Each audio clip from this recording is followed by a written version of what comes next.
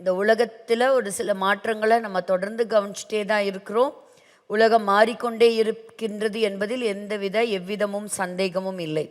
சரி, யுத்தம் ஒரு முடிஞ்சுதா அப்படின்னு கேட்டால் யுத்தம் இன்னும் ஒரு முடிவுக்கு வந்ததா பாடு இல்லை. என்னதான் இருந்தாலும் ஹாஸ்டேஜஸ் எல்லாம் கம்ப்ளீட்டாக உயிரோடு இருந்தவங்களும் சரி, மரித்து போனவர்களும் சரி, முழுமையாக இஸ்ரவேல் தேசத்துக்கு கொண்டு வந்திருந்தாலும் யுத்தம் ஒரு சமாதானத்தில் முடியணும். இது வரைக்கும் சமாதானங்கிற பேச்சுக்கே இடம் இல்லாமல் இருக்குது. எப்பொழுது வேண்டுமானாலும் அமெரிக்காவுக்கும் ஈரானுக்கும் தாக்குதல் இருக்கலாம், இல்லை ஈரான் இஸ்ரேலை தாக்குதல் செய்யலாம் அப்படின்னு சொல்லக்கூடிய ஒரு அச்சத்தின் நிலை தான் இப்பொழுதும் இருக்குது. ஸோ வேதாகமத்தில் உள்ள தீர்க்க தரிசனங்கள் அனைத்தையும் புரிந்து கொள்வதற்கு இந்த இஸ்ரேல் தேசமும் தேவனால் தெரிந்து கொள்ளப்பட்ட இஸ்ரவேல் மக்களும் மிக மிக அவசியம்.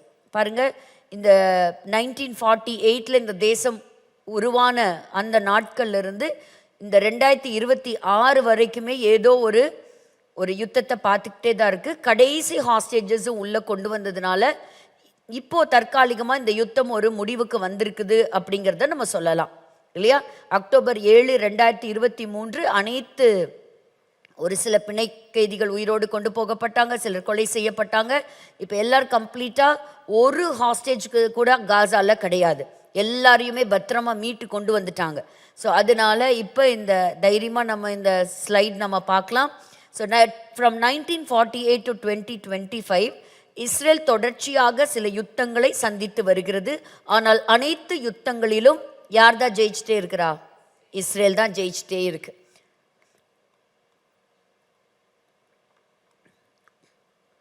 ஸோ இந்த வாரம் பார்த்தீங்கன்னா ஒரு ஹாப்பியான ஒரு நியூஸோடு நம்ம ஆரம்பிக்கலாம்.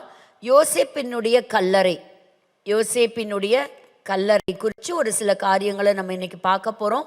வேதத்தின் அடிப்படையிலிருந்தும் சில வசனங்களை நம்ம தியானிக்க போகிறோம். என்ன ஒரு சந்தோஷமான காரியம் அப்படின்னு கேட்டிங்கன்னா, கிட்டத்தட்ட 25 வருஷமாக யூதர்களுக்கு யோசேப்புடைய கல்லறையை பகல் நேரத்தில் போய் அதை விசிட் பண்ணுறதுக்கு தடை செய்யப்பட்டிருந்தது.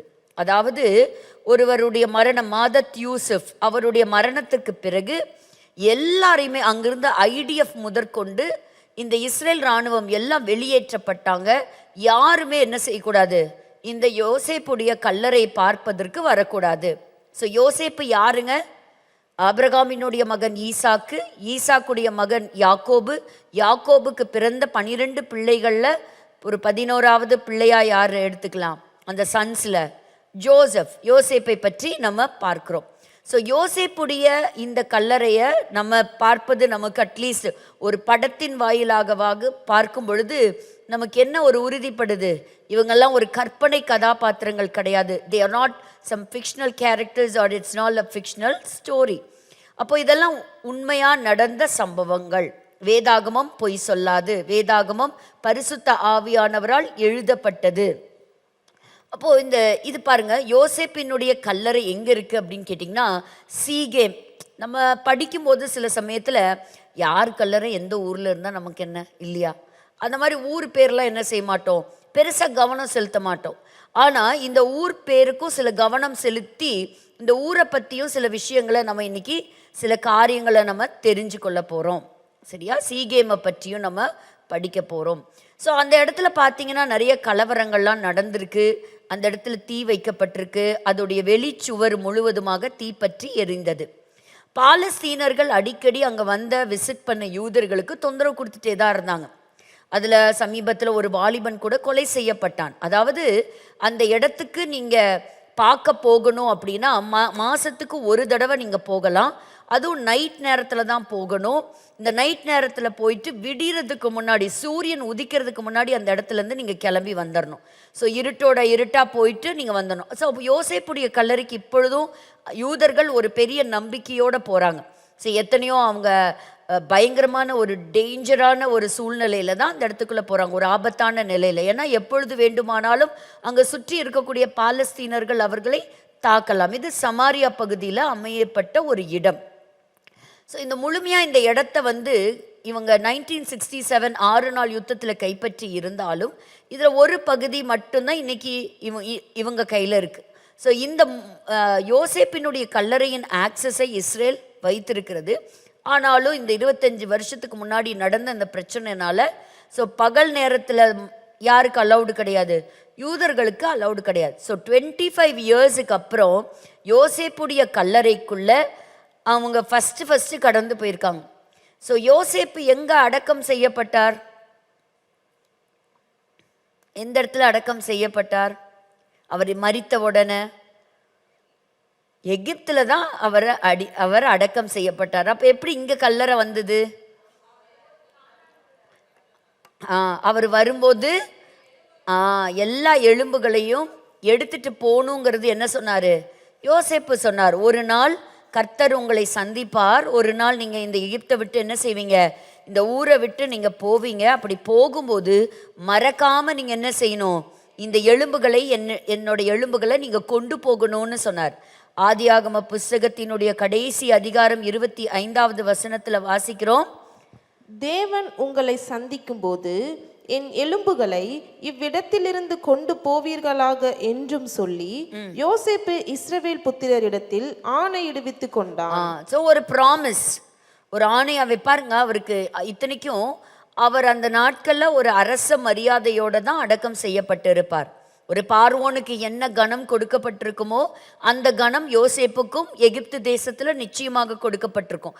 அவருடைய பாடி எம்பாம் பண்ணப்பட்டது, அதற்கு பிறகு அடக்கம் செய்யப்பட்டது. ஆனா ஒரு நாள் தெரியும், இந்த சரீரம் ஒரு நாள் மண்ணோடு மண்ணாக மக்கி போனாலும் இவர்கள் போகும் பொழுது என்னுடைய எலும்புகள் இங்கே இருக்கும், என்னுடைய எலும்புகளை எகிப்து தேசத்துல விட்டுட்டு போயிடாதீங்க, என்ன செய்யுங்க, எகிப்து தேசத்திலிருந்து என்னுடைய எலும்புகளை எடுத்துட்டு போங்க. ஹல்லேலூயா.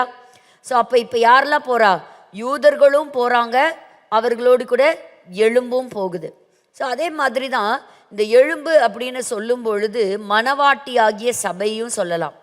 எப்படி ஆதாமிலிருந்து எலும்பிலிருந்து ஏவாள் உருவாக்கப்பட்டாலோ அதே போல எப்படி இஸ்ரவேலினுடைய ஆபிரகாமினுடைய சந்ததியில் வந்த மாம்சத்தின் மக்கள் போகும்போது இந்த எலும்பும் எகிப்தை விட்டு கடந்து போனது போல கர்த்தர் ஒரு நாள் என்ன செய்வாரு? இந்த உலகத்தினுடைய பாவ உலகத்திலிருந்து ரட்சிப்பிற்காக இயேசுவானவர் யூதர்களை மட்டுமல்ல எல்லா புறஜாதியாரையும் கர்த்தர் எடுத்து கொண்டு போய் தன்னுடைய மணவாட்டியாகிய சபையை கர்த்தர் உருவாக்கினார். அப்போது ஸோ அதை நம்ம இங்கே பார்க்குறோம். ஸோ அப்படிப்பட்ட ஒரு எதிர்பார்ப்போடு மரித்தவர் தான் இந்த யோசேப்பு. ஸோ அது வரைக்கும் இவங்க ஒரு பில்கிரிமேஜ் சென்டர் மாதிரி போவாங்க. அவங்களுடைய விருத்த சேதனம் சமயத்தில், இல்லை அவங்களுடைய ஹேர் கட், பாய்ஸுடைய ஹேர் கட், இல்லை பார் மிட்ஸ்வான்னு சொல்லக்கூடிய அந்த சமயத்தில் அவங்க போவாங்க. ஆனால் கொஞ்ச நேரத்தில் என்ன செஞ்சிருவாங்க? திரும்பி வந்துடுவாங்க. ராத்திரி மட்டும்தான் அவங்களுடைய ப்ரேயர்ஸ் எல்லாம் சொல்லுவாங்க. ஆனால் அவங்களுடைய காலை ஜபம் அப்படின்னு சொல்லப்படுகிற ஷக்காரித் அப்படின்னு சொல்லக்கூடிய ப்ரேயர்ஸை இதுதான் 25 ஆண்டுகளுக்கு பிறகு இதுதான் ஃபர்ஸ்ட் டைம் அவங்க சொல்லியிருக்கிறாங்க. அவங்க ஒருவேளை அந்த இடத்துக்குள்ளே போனாலும் அவங்க நிறைய ஆர்ம்டு ஃபோர்ஸஸோட தான் என்ன செய்யணும், அவங்க ஃபுல் ப்ரொடெக்ஷனோட, போலீஸ் பெர்மிஷனோட, போலீஸ் பாதுகாப்போடு தான் என்ன செய்வாங்க, அந்த கல்லறைக்கு அவங்க போவாங்க. இந்த தடவை தான் இஸ்ரேல் நாட்டினுடைய டிஃபென்ஸ் மினிஸ்டர் இஸ்ரேல் காட்ஸுடைய அனுமதி வந்தது, எல்லாருமே பகல் நேரத்திலையும் போகலாம் அப்படிங்கிறத. ஸோ இது சில ரபிமார்கள் எப்படி பார்க்குறாங்க அப்படின்னு சொன்னால், இது முழுமையாக அந்த இடம் எங்களுடைய ஆக்கிரமிப்புக்குள்ளாக, கண்ட்ரோலுக்குள்ளாக வருவதற்கான அடையாளம் சொல்கிறாங்க. ஆனால் பாலஸ்தீனர்கள் அங்கே இருக்கக்கூடியவர்கள் சொல்கிறாங்க, இல்லை இல்லை, நீங்கள் சொல்கிற மாதிரி இது யாக்கோபுடைய மகன் யோசேப்பு கிடையாது, இது ஒரு ரிலீஜியஸ் லீடருடைய ஒரு கல்லறை தான், அப்படி தான், அந்த கல்லறை தான், இது எங்களுக்கு தான் சொந்தம், இந்த இடம் எங்களுக்கு தான் சொந்தம் அப்படின்னு. ஆனால் வேதாகமத்தில் பார்க்கும் பொழுது கானான் தேசத்தை முழுமையாக அவர்கள் யுத்தத்தினாலே கைப்பற்றினாங்க. 7 விதமான ஜாதியார் அந்த இடத்துக்குள்ளே இருந்தாங்க. யோசுவாவினுடைய தலைமையில் என்ன நடந்தது? யுத்தங்கள் நடந்தது. அவங்க ஒவ்வொரு பட்டணமாக கைப்பற்றினாங்க, ஒவ்வொரு ட்ரைபுக்கும் இந்த லார்ட் பேசிஸில். அப்போது அவங்க ஒவ்வொரு ஏரியாவை ஆண்டவர் என்ன செய்தார்? அவங்களுக்கு பகிர்ந்து கொடுத்தார், பிரித்து கொடுத்தார். அப்படி தான் அந்த லேண்டை பார்ட்டிஷன் பண்ணாங்க. 12 கோத்திரத்துக்கும் பார்ட்டிஷன் கிடைச்சிது. ஸோ லேவிக்கும் சில சட்டத்திட்டங்களின்படி அவர்களுக்கு சில காரியங்களை ஆண்டவர் செய்தார். ஸோ இப்படி நம்ம பார்க்கும் பொழுது 3 நிலங்களை மட்டும் விலைக்கு அவர்கள் வாங்கினார்கள். எப்படிங்க? விலை கொடுத்து வாங்கினார்கள். அப்படி 3 நிலங்கள். அது ஏதாவது நீங்கள் கெஸ் பண்ணி சொல்ல முடியுமா? விலை கொடுத்து வாங்கின இடங்கள் அப்படின்னு சொல்றது. Very good. ஸோ அது அதுதான் என்ன இடம்? அர்வனாவினுடைய களத்தை வாங்கினார். யார் வாங்கினா? தாவீது விலை கொடுத்து வாங்குறார்.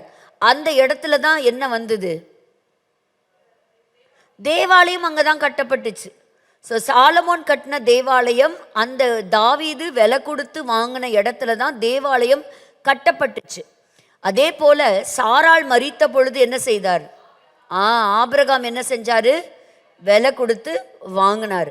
அதே போல முற்பிதாக்கள் அவர்கள் மரித்த பொழுதும் சில இடங்கள் என்ன செஞ்சாங்க? அவங்களுடைய குகைகள் எல்லாம் விலை கொடுத்து தான் வாங்கப்பட்டது. ஸோ குகைகள் எல்லாம் விலை கொடுத்து வாங்கப்பட்டது. அதை நம்ம பார்க்குறோம் பாருங்க. ஸோ இப்போ இந்த இடம் யாருக்கு சொந்தம் அப்படின்னு பார்த்தோன்னா, விலை கொடுத்து வாங்கினதுக்கெல்லாம் ப்ராப்பர்ட்டி டாக்குமெண்ட் எங்கே இருக்குது? தாய் பத்திரம் எல்லாம் இந்த பரிசுத்த வேதாகமத்தில் தான் இருக்குது. ஸோ இந்த பத்திரத்தை நம்ம படிக்கலாமா? யோசுவாவின் புஸ்தகம் 24ஆம் அதிகாரம் 32வது வசனம். யோசுவாவின் புஸ்தகம் 24ஆம் அதிகாரம் 32வது வசனம். இஸ்ரவேல் புத்திரர் எகிப்திலே இருந்து கொண்டு வந்த யோசேப்பின் எலும்புகளை அவர்கள் சீகேமிலே யாக்கோபு சீகேமின் தகப்பனாகிய எமோரியருடைய புத்திரரின் கையில் 100 வெள்ளி காசுக்கு கொண்ட நிலத்தின் பங்கிலே அடக்கம் பண்ணினார்கள். அந்த நிலம் யோசேப்பின் புத்திரருக்கு சுதந்திரமாயிற்று. ஸோ பாருங்க, ப்ராப்பர்ட்டி டாக்குமெண்ட் எவ்வளோ கிளியரா, எவ்வளோ ரூபாய்க்கு யாரு கையிலிருந்து வாங்கினாங்க அப்படிங்கிறத ஆண்டு ரொம்ப அழகாவே தெளிவாக மென்ஷன் பண்ணி வச்சிருக்கிறாங்க. ஸோ இது பல வருடங்கள் கழிச்சு, பல 1000 வருடங்கள் கழிச்சு இன்னைக்கு இந்த ப்ராப்பர்ட்டி டாக்குமெண்ட்டை தான் என்ன செய்கிறாங்க? ரெஃபரன்ஸாக காட்டுறாங்க. இது எங்களுடைய முற்பிதாவாகிய யாக்கோபு விலை கொடுத்து வாங்கின இடம். அந்த இடம் தான் என்னது? சீகேம். இந்த இடத்துல யார் அடக்கம் செய்யப்பட்டிருக்கிறார்? யோசேப்பு அடக்கம் செய்யப்பட்டிருக்கிறார். அது எவ்வளோ டீட்டெயில்டாக கொடுத்துருக்குறாங்க பாருங்க. அப்போ எகிப்திலிருந்து யோசேப்புடைய எலும்புகள் கொண்டு வரப்பட்டு சீகேமின் தகப்பனாகிய எமோருடைய புத்திரரின் கையிலே 100 வெள்ளிக்காசுக்கு என்ன செஞ்சாங்களாம்? அந்த இடத்த வாங்கியிருக்கிறாங்க. இதே ரெஃபரன்ஸை ஆதியாகம புஸ்தகம் 33ஆம் அதிகாரம் 19வது வசனத்தை நம்ம வாசிக்கலாம். யாக்கோபினுடைய நாட்களின் காலத்தில் பார்க்கலாம். தான் கூடாரம் போட்ட வெளியின் நிலத்தை சீகேமின் தகப்பனாகிய ஏமோரின் புத்திரர் கையிலே 100 வெள்ளி காசுக்கு கொண்டு 100 வெள்ளி காசுக்கு அவன் வாங்கினான். யாருங்க? யாக்கோபு. ஸோ இப்போ பாருங்க, இதை ஆண்டவர் வந்து யாக்கோபுடைய மகன் யோசேப்புடைய எலும்பை எடுத்துட்டு வந்து அதை அடக்கம் பண்ணாங்கன்னு அது ஒரு சிம்பிளாக என்ன பண்ணியிருக்கலாம்? எழுதியிருக்கலாம். ஆனால் இன்னைக்கு இந்த சீகேம் அப்படின்னு சொல்லக்கூடிய நகரம் இன்னைக்கு எப்படி இருக்கு? ஒரு சர்ச்சைக்குரிய ஒரு நகரமா இருக்கு. இந்த இடம் உங்களுக்கா எனக்கா அப்படின்னு சொல்லும்போது இப்போ நம்மளே என்ன ஒரு தீர்ப்பு கொடுத்துடலாம், இது யாருக்கு தான் சொந்தம்? ஏன்னா யோசுவாவினுடைய புஸ்தகத்தில் நம்ம பார்த்துட்டோம், அந்த நிலம் யோசேப்பின் புத்திரருக்கு சுதந்திரம். So the land belongs to the sons of Jacob, அவங்களுக்கு சுதந்திரம். ஸோ ஆண்டவர் வந்து எல்லாவற்றையும் முன்னறிந்த தேவன், முன்னறிந்த தேவன். பாருங்க, இன்னைக்கு இதெல்லாம் வைத்து தான் அவங்க ரொம்ப அழகாவே என்ன செய்கிறாங்கன்னா அங்கே சந்தோஷமாக பாடுறாங்க. ஸோ அங்கே இருக்கக்கூடிய இந்த நிலங்கள்லாம் யார்கிட்டையும் அவங்க திருடவும் இல்லை, தந்திரமாக போய் ஆக்குப்பை பண்ணலை. இதை விலை கொடுத்து அவங்க என்ன செஞ்சுருக்கிறாங்க? அதை வாங்கி இருக்கிறாங்க அப்படிங்கிறத நம்ம பார்க்குறோம். ஸோ அதற்கு பிறகு பார்த்தீங்கன்னா இது டோட்டலாக இந்த சீகேம் பகுதி பாலஸ்தீனியன் அத்தாரிட்டி அவங்களுடைய ஜுரிடிக்ஷனுக்கு கீழே வந்துருச்சு. ஆஸ்லோ ரெக்கார்ட்ஸ்ன்னு நம்ம சொல்கிறோம் இல்லையா? ஸோ அது 1995லேருந்து வந்துருச்சு. ஸோ இந்த ரிலீஜியஸ் சைட்டு மட்டும், இந்த இடம் மட்டும்தான் என்ன இருந்ததுன்னா இஸ்ரவேலர்களுடைய கண்ட்ரோலுக்குள்ளே இருந்தது. அப்போது இதை விசிட் பண்ணுறதுக்கு தடை செய்யப்பட்டிருந்தது. ஆனால் இந்த இடத்த பற்றி மட்டும் நான் உங்களுக்கு ஒரு சில காரியங்கள் அடிஷ்னலாக, இந்த சீகேம் ஏன் ஆண்டவர் இவ்வளோ தூரம் ஸ்பெசிஃபிக்காக இந்த சீகேமை பற்றி சொல்கிறாங்க அப்படிங்கிறத நம்ம இப்போ பார்க்க போகிறோம். ஸோ சீகேம் யாருன்னு உங்களுக்கு தெரியுமா? இந்த சீகேமுடைய கையில் வாங்கியிருக்கிறேன் அப்படின்லாம் சொல்கிறாங்க இல்லையா? இந்த சீகேம் பற்றி ஏதாவது உங்களுக்கு ரெஃபரன்ஸ் ஞாபகம் வருதா? தாவீதெல்லாம் பின்னாடியில் வந்தார். இப்போ நம்ம இப்போ எங்கே போகணும்? யாக்கோபுடைய காலத்திலிருந்து யோசிக்கணும். யாக்கோபுக்கு பிள்ளைகள் இருந்தாங்க, அதில் ஒரு மகள் இருந்தா, தாமார்னு ஒரு மகள் இருந்தா. ஏதாவது ஞாபகம் வருதா? சரி, அந்த இடத்துக்கு வர்றதுக்குள்ள நம்ம பார்க்கலாம்.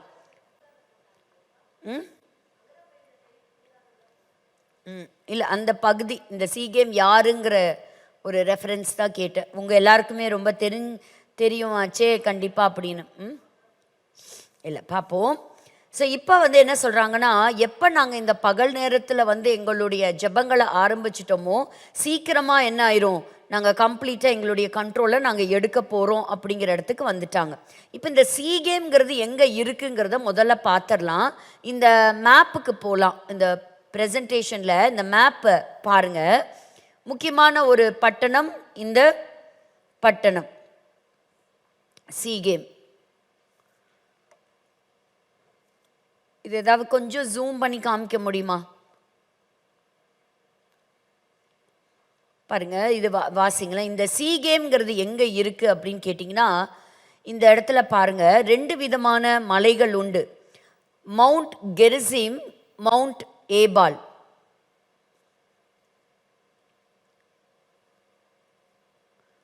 இது உங்களுக்கு தெரியுது பாருங்க. அந்த ஷீகேம்னு அந்த சென்டரில் அந்த போல்டு லெட்டர்ஸ் இருக்கா. சீகேம்க்கு மேலே பார்த்தீங்கன்னா கெரிசிம்ங்கிற ஒரு மலையும் அதுக்கு வலது பக்கத்தில் இன்னொரு மலையும் இருக்கும். என்னது? மவுண்ட் ஏபால். 2 மலைகள். பைபிளில் நிறைய மலைகளுடைய பெயர் இருக்குது. ஸோ அந்த மலையுடைய பெயர் அதில் கொடுக்கப்பட்டிருக்கு. இப்போ ஃபஸ்ட்டு இந்த 2 மலைக்கு நடுவில் என்ன சம்பவம் நடந்ததுங்கிறத ஒரு செகண்ட் படிச்சிடலாம். உபாகம புஸ்தகம் 11ஆம் அதிகாரம் 29வது வசனம். நீ சுதந்தரிக்கிற போகிற தேசத்தில் உன் தேவனாகிய கர்த்தர் உன்னை பிரவேசிக்க பண்ணும்போது கெரிசீம் மலையின் மேல் ஆசீர்வாதத்தையும், கெரிசீம் மலையின் மேல் ஆசீர்வாதத்தையும், ஏபால் மலையின் மேல் சாபத்தையும் கூற கடவாய். இங்க பாருங்க, இப்ப பாருங்க, அந்த சமாரியா இடத்துல இருக்கு. சீகேம்ல இப்ப யார் அடக்கம் பண்ணப்பட்டிருக்கா? யோசேப்புடைய எலும்புகள் அடக்கம் பண்ணப்பட்டிருக்குது. ஒரு பக்கத்துல ஆசீர்வாதம், இன்னொரு பக்கத்துல என்னது? சாபம். ஸோ ஒரு பக்கம் ஆசீர்வாதம், ஒரு பக்கம் சாபம். இந்த 2க்கும் நடுவில் தான் யாருடைய கல்லறை இருக்குது? இந்த சீகேம்ங்கிற இடம் இருக்குது. அங்கே தான் யோசேப்புடைய கல்லறை இருக்கிறது. சரிங்களா? அப்போது இஸ்ரவேல் ஜனங்க அங்கே கூடி வரும்போது தான் ஆசீர்வாதத்தை எந்த மலையிலிருந்து சொன்னாங்க? கெரிசீம் மலையிலிருந்தும். சாபம் எந்த மலையிலிருந்து சொல்லப்பட்டது? ஏபால் மலையிலிருந்து சொல்லப்பட்டது. அப்போ இது 2க்கு நடுவில் தான் இருந்தது. இன்னைக்கு வரைக்கும் கெரிசீம் அப்படிங்கிற ஒரு மலை இன்னைக்கு வரைக்கும் அது ஒரு ஹோலி சைட்டா, ஒரு பரிசுத்தமான இடமா தான் என்ன செய்யப்படுகிறது? சொல்லப்படுகிறது. இப்போ நம்ம யோவான் புஸ்தகத்துலலாம் நம்ம வரும்பொழுது சமாரியா ஸ்திரீயோட ஆண்டவர் பேசும் பொழுது இந்த மலையை பற்றியெல்லாம் அவங்க பேசினதை நம்ம கேட்குறோம் இல்லையா, நம்ம கேள்விப்படுறோம். ஸோ இந்த இடத்துலையும் நம்ம பார்க்குறோம். இதே நம்ம சீகேம் அப்படின்னு சொன்னால் எப்படிப்பட்ட ஒரு இடம்? யோசேப்பை பற்றி நம்ம சொல்லும்போது அவருடைய செக்ஷுவல் பியூரிட்டி, பரிசுத்தத்தை காத்து கொண்டவர். தன் மீது எத்தனையோ தாக்குதல் வந்தாலும் அவருடைய மாம்சத்தை அசுத்தப்படுத்தாமல், ஆண்டவருக்கு விரோதமான பாவ காரியங்களை செய்யாமல் தன்னை காத்து கொண்ட ஒரு தேவ மனிதன், பாவத்திற்கு விலகி ஓடினவர் இல்லைங்களா? அப்போ இன்றைக்கும் நம்ம வந்து ஒரு எடுத்துக்காட்டாக மற்ற எல்லாருக்கும் நம்ம காட்டுறது யார் தான்? ஒரு செக்ஷுவல் பியூரிட்டியில் காமிக்கிறது யார்? ஜோசப். அப்போது யோசேப்பு ஒரு பரிசுத்தமான ஒரு மனிதனாக ஒரு அடையாளப்படுத்தப்படுகிறார். ஆனால் இந்த சீகேம் எப்படிப்பட்ட ஒரு ரெப்ரசன்டேஷன் அப்படின்னு பார்த்தீங்கன்னா, அப்போ தீனாள் அவளை தந்திரமாக எடுத்துக்கொண்டு போய் அவளை வீணாக்கின ஒரு மனிதன் தான் யாருங்க? இந்த சீகேம் அப்படின்னு சொல்கிறத நம்ம பார்க்குறோம். அப்போ அப்படிப்பட்ட ஒரு பாவத்தின் பூமியில் யாருடைய எலும்புகள் அடக்கம் செய்யப்பட்டது?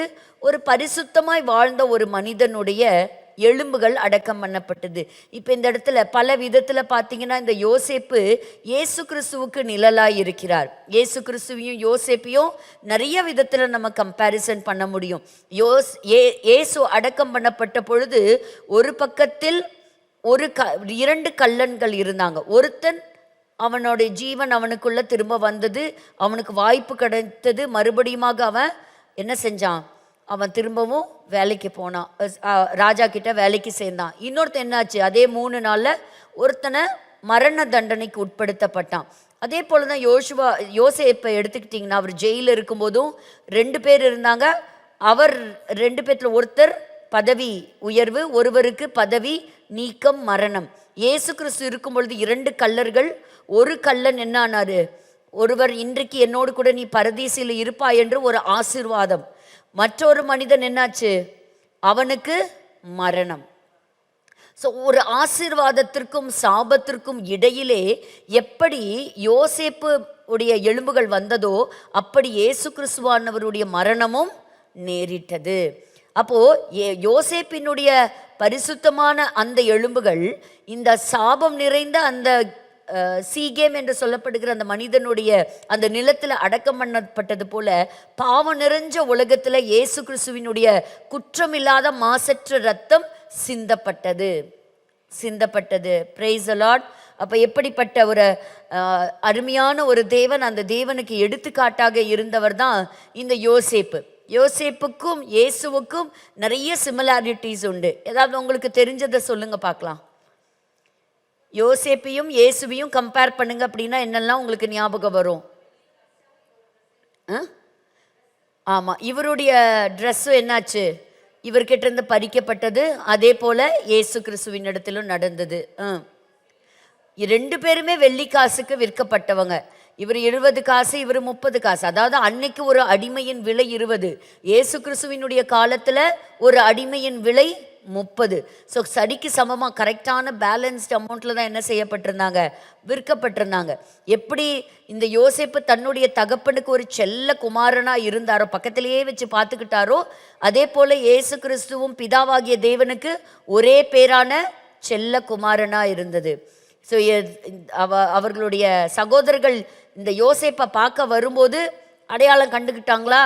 அடையாளமே தெரியல அவங்களுக்கு. ஃபஸ்ட்டு தடவை வர்றாங்க, அடையாளமே தெரியல. திரும்ப வராங்க, அடையாளமே அவங்களுக்கு தெரியல. யோசேப்பா தான் தன்னை என்ன செஞ்சுக்கிட்டாரு, நான் தான் உங்கள் அண்ணன் அப்படின்னு. ஏன்னா அவங்க எதிர்பார்க்கவே இல்லை. இவங்க எல்லாரும் சாதாரண மேய்ப்பர்கள். ஸோ மேய்ப்பராக எங்கேயோ மேய்ப்பனாக இருக்கணும், ஆடு மேய்ச்சிக்கிட்டு இருக்கணும் எகிப்துலன்னு தான் நினச்சிருக்கலாமே தவிர, யாருமே ஒரு பார்வோனுடைய அரண்மையில் பார்வோனுக்கு சரிசமமாக யோசேப்பு இருப்பார்னு அவங்க நினச்சதே கிடையாது. ஸோ அதனால் அவங்களால அவர் என்ன செய்ய முடியல, அக்செப்ட் பண்ணிக்கவே முடியல. ஸோ இயேசு கிறிஸ்து வந்த பொழுதும் அவர் தன்னுடைய சொந்தத்தில் வந்தார். ஆனால் அவருக்கு சொந்தமானவர்களோ அவரை ஏற்றுக்கொள்ளவே இல்லை. இயேசு கிறிஸ்துவை நிராகரித்தார்கள். இயேசு கிறிஸ்துவ எங்களை ஆளக்கூடாதுன்னு சொன்னாங்க இல்லையா? ஸோ அந்த மாதிரி தான் பல முறை யோசேப்பு தன்னுடைய கனவுகளை வெளிப்படுத்தினாலும், நீ எங்களை ஆள்றதா, எங்களுக்கு இந்த சைடில் என்ன சொன்னார், சீசர் தான் எங்களோட ராஜா, இயேசு எங்களுக்கு யூதனுடைய ராஜான்னு சொல்லாதீங்க, எங்களுக்கு சீசர் தான் ராஜா அப்படின்னு சொன்னாங்க. இப்படி பல விதத்தில் என்ன செய்ய முடியும், யோசேப்பையும் கட்டுனாங்க, அதே போல தான் இயேசு கிறிஸ்துவையும் கட்டப்பட்டார். அப்போ 2 கிரிமினல்ஸ்க்கு நடுவில் இருந்தது போல் நம்மளும் அந்த இடத்துல நம்ம அவரை பார்க்குறோம். ஸோ அடுத்தது எப்படி தன்னைத்தானே வெளிப்படுத்தினாரோ அப்படி ஒரு நாட்கள் வரும், இயேசு கிறிஸ்து அந்த ஜனங்களுக்கு தன்னை வெளிப்படுத்துவார். அதை தான் நம்ம சகரியாவின் புஸ்தகத்தில் நம்ம வாசிக்கிறோம். ஸோ கர்த்தர் ஒரு நாள் வரும், ஆண்டவர் தன்னை அந்த ஜனங்களுக்கு நிச்சயமாக வெளிப்படுத்தி கொடுப்பார். ஒரு நாள் எப்படி யோசேப்பு அந்த எகிப்து முழுவதுக்கும் ஒரு ரூலராக மாறினாரோ, ஒரு நாள் முழு இஸ்ரவேலர்களுக்கும் அவர் ராஜாவாக, முழு உலகத்திற்கும் அவர் ராஜாவாக ராஜாதி ராஜாவாக அவர் என்ன செய்ய போறாருங்க, ஆட்சி செய்ய போறாரு. ஸோ அது மாதிரி நம்ம இங்கே பார்க்குறோம். ஸோ யோசேப்பு என்ன செஞ்சாங்க, ஒரு குழிக்குள்ளே போட்டாங்க. அதற்கப்புறம் அவரை வெளியே கொண்டு அவர் எப்படி அந்த பார்வோனுக்கு ஒரு ரைட் சீட்டில் உட்கார்ந்தாரோ, இயேசு கிறிஸ்து மரணத்தின் தாழ்விடங்களில் போனார். அவர் உயிரோடு கூட எழுந்தார், உயர்த்தப்பட்டார். பிதாவினுடைய வலது பாரிசத்திலே அவர் நமக்காக இன்றைக்கும் பரிந்து பேசி கொண்டிருக்கக்கூடிய மகா பிரதான ஆசாரியனாக இருக்கிறார். அவர் ராஜாவாக இருக்கிறார், நமக்காக ஆசாரியனாகவும் அவர் இருக்கிறார். அதெல்லாம் நம்ம பார்த்தோம். அவர் மேலே பொய்யான குற்றச்சாட்டு எழுப்புனாங்க. யோசேப்பு மேலேயும் நிறைய பொய்யான குற்றச்சாட்டுகளை எல்லாம் எழுப்புனாங்க. அதுக்கப்புறம் யோசேப்பினுடைய சகோதரர்கள் மனம் திரும்பினாங்களா? மனம் திரும்பினா, ஐயோ எங்கள் சகோதரனுக்கு இப்படி பண்ணிட்டோமேன்னு அழுதுருப்பாங்க இல்லையா? எல்லாம் கட்டி பிடிச்சி அழுதாங்க. யோசேப்புக்கு அழுகையை அடக்கவே முடியல, உள்ளே போய் அழுகிறார். அப்போ அதே மாதிரி தான் ஒரு நாள் வரும், இயேசு கிறிஸ்து தன்னை வெளிப்படுத்தும் போது எல்லாரும் தன்னுடைய சொந்த ஒரே பேரான பிள்ளைக்கு அழுகிறது போல தேசமே அழுவாங்களாம். அப்படிப்பட்ட ஒரு நாள் ரொம்ப நெருங்கி இருக்கு. ஆண்டவர் அந்த நாளுக்காக காத்து கொண்டு இருக்கிறார். இந்த உலகமும் அதற்கு ஆயத்தப்பட்டு கொண்டு இருக்கிறது. ஸோ அதனால் இந்த இடத்துல நம்ம பார்க்கிறோம், இப்படிப்பட்ட ஒரு இந்த நிலமா இருக்கட்டும், அவர் அடக்கம் பண்ணப்பட்ட இடமா இருக்கட்டும், எல்லா விதத்திலையும் இயேசுவானவரோடு கூட ஒப்பிட்டு நம்மளால பார்க்க முடியும். அதான் நம்ம இந்த இடத்துல நம்ம பார்க்குறோம். ஸோ அதனால தான் அவங்க சொல்கிறாங்க, இப்போ எங்களுக்கு யோசேப்புடைய கல்லறையை பகல் வெளிச்சத்தில் கிடச்சிருச்சுல, எங்கள் மேசியாவும் சீக்கிரம் வரப்போகிறாரு அப்படின்னு சொல்லிட்டு சந்தோஷமாக பாட்டு பாடினாங்க இந்த கடந்த வாரம். அந்த எலும்புகளை பற்றி பாடினாங்க, மோசே எப்படி எலும்புகளை எடுத்துகிட்டு வந்தான்னு சொல்லி விசுவாசத்தோட சந்தோஷமாக பாடினாங்க. பாடி முடிக்கும்போது சொன்னாங்க, எப்படி எங்களுக்கு இன்னைக்கு இந்த கல்லறையுடைய ஆக்சஸ் எங்களுக்கு பகலில் கிடச்சிதோ அதுபோல் சீக்கிரமாக எங்களுக்கு யார் வரப்போகிறா, எங்கள் மேசியாவும் எங்களுக்கு வரப்போகிறார் அப்படின்னு சொல்லி அதை சொன்னாங்க. ஸோ இதை இப்படி ஒரு ஹாப்பி நியூஸ் தான் அவங்கள பொறுத்த வரைக்கும். ஆனால் நமக்கு தான் தெரியும், இயேசு கிறிஸ்து எத்தனை வருஷம் ஆயிடுச்சு, 2000 வருஷம் ஆயிடுச்சு. அவர் திரும்ப வரப்போகிறார். அவர் மேசியாக மட்டுமல்ல, ராஜாதி ராஜாவாக, நியாயாதிபதியாக, இந்த உலகத்தை ஆள போகின்றவராக அவர் வரப்போகிறார். சரியா? ஸோ இப்போ சொல்லுங்க, கெர்சிமுங்கிற மலையிலேருந்து என்ன சொன்னாங்க, ஆசீர்வாதத்தை. ஏபாலுங்கிற மலையிலேருந்து என்ன சொன்னாங்க, சாபத்தை. ஸோ இப்போ நம்ம பார்க்குறோம், நீங்கள் தொடர்ந்து நியூஸ் பேப்பர்ல எல்லாம் நீங்கள் பார்த்துருப்பீங்க, ஈரான் மற்றும் அமெரிக்காவினுடைய சில காரியங்களை கிட்டத்தட்ட எப்படி பெர்ஷியாங்கிற ஒரு பெயர் மாற்றப்பட்டு இன்னைக்கு Iran, Islamic Republic of Iran அப்படின்னு சொல்லி இன்னைக்கு மாறி ஏராளமான மக்கள் பார்த்தீங்கன்னா கொலை செய்யப்பட்டுட்டு இருக்கிறாங்க. அதற்காக ஜெபம் பண்ணுங்க. ஈரான் தேசத்தில் ஒரு பெரிய ரட்சிப்பு உண்டாகணும், ஒரு ஆட்சி மாற்றம் உண்டாகணும், ஒரு நல்ல லீடர் வரணும். அதற்காக நீங்கள் எல்லாரும் தொடர்ந்து நீங்கள் ஜெபம் பண்ணுங்க. ஸோ உங்களுடைய ஜெபங்கள் இருக்கட்டும். பாருங்கள், ஈரானியன் பார்லிமெண்ட்டில் பாருங்கள், ஐஆர்ஜிசி யூனிஃபார்ம் போட்டு death to America, death to Israel அப்படின்னு சொல்லி என்ன செய்கிறாங்க, பயங்கரமாக குரல் எழுப்புறாங்க.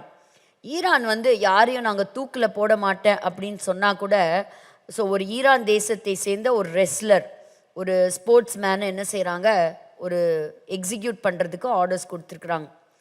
ஈரான் இப்போ பார்த்தா எப்படி காட்சி அளிக்குது அப்படின்னா, கொரோனா காலத்தில் எப்படி பிணங்கள் குவியல் குவியலாக இருந்ததோ, அந்த பிணங்களை கொண்டு போய் அடக்கம் பண்ணுறதோ எரிக்கிறதுக்கு கூட இடம் இல்லாத அளவுக்கு இருந்ததோ, ரோடு முழுக்க பிணங்கள் காட்சி அளிக்கிறது. எல்லாரும் கொலை செய்யப்பட்டிருக்கிறாங்க.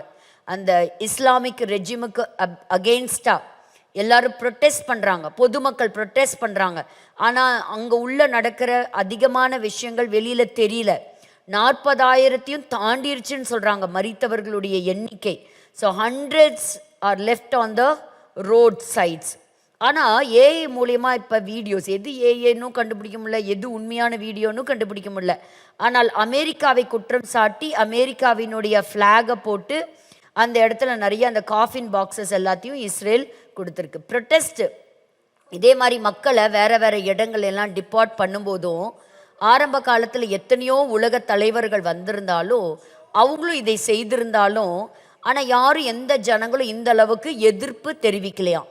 ஆனால் ட்ரம்ப் அதே காரியத்தை செய்யும்போது இன்னைக்கு ஆயிரக்கணக்கான மக்கள் அதற்கு எதிர்ப்பு தெரிவிக்கிறாங்க. So preparing for the worst, Tehran preparation for the Americans attack. America சொல்லுது, இங்கே பாரு, நீ உன்னுடைய பொதுமக்களை கொலை செய்கிறத நிறுத்து, இல்லைன்னா பயங்கரமான தாக்குதலை சந்திக்க வேண்டி இருக்கும். ஈரானும் ஒரு சாதாரண நாடு கிடையாது, சக்தி வாய்ந்த நாடு, பழமையான நாடு. அவங்கக்கிட்டேயும் மேன் பவர் இருக்குது, அவங்கக்கிட்டேயும் டெக்னாலஜி சப்போர்ட் இருக்குது, இன்வென்ஷன்ஸ் இருக்குது. அதே போல் நிறைய சோல்ஜர்ஸ் அவங்கக்கிட்ட இருக்கிறாங்க, ஆயத்தமாக இருக்கிறாங்க. பட் அமெரிக்கா கிட்ட இருக்கக்கூடிய ஆயுதங்களுக்கு தக்கதாக அவங்களால ஈடுகட்டி போர் செய்ய முடியுமா அப்படிங்கிறது தெரியலை. அப்படி இல்லாத பட்சத்தில் நிச்சயமாக ஈரானுக்குள்ளே சைனாலேருந்து சில ஆயுதங்கள் வருதுன்னு சொல்கிறாங்க, மற்ற தேசங்கள்லேருந்து சப்போர்ட் கிடைக்குதுன்றாங்க. அதனால் இது ஒருவேளை ஒரு ரீஜனல் வாராக மாறிடாமல் இருக்கணும். அதற்காகவும் நம்ம ஜெபிக்கலாம். பாருங்க, இஸ்ரேல் அமெரிக்காவை பர்சுவேட் பண்ணுறாங்க, கன்வின்ஸ் பண்ணுறாங்க ஈரானை அட்டாக் பண்ணணும் அப்படிங்கிறத. சில கண்டிஷன்ஸை கொடுத்துருக்குறாங்க ஈரான் மேலே.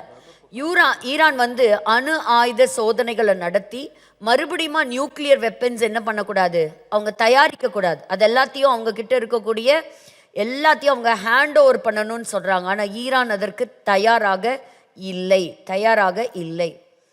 பாருங்க, அவங்க ஈரான் சீஃப் என்ன சொல்கிறாருன்னா, ஈரான் கிட்ட இருக்கிற டிஃபென்சிவ் சயின்டிஃபிக் நியூக்ளியர் கெப்பாபிலிட்டிஸ் இதெல்லாம் எங்களோடது, இது எல்லாத்தையும் வந்து அழிக்க முடியாது. ஆனாலும் கடந்த வாரங்களில் பார்த்தீங்கன்னா நிறைய இடங்களில் வெடி சத்தங்கள் கேட்டதாகவும் நிறைய இடங்கள் தாக்கப்பட்டதாகவும் சொல்லப்படுகிறது ஈரானில்.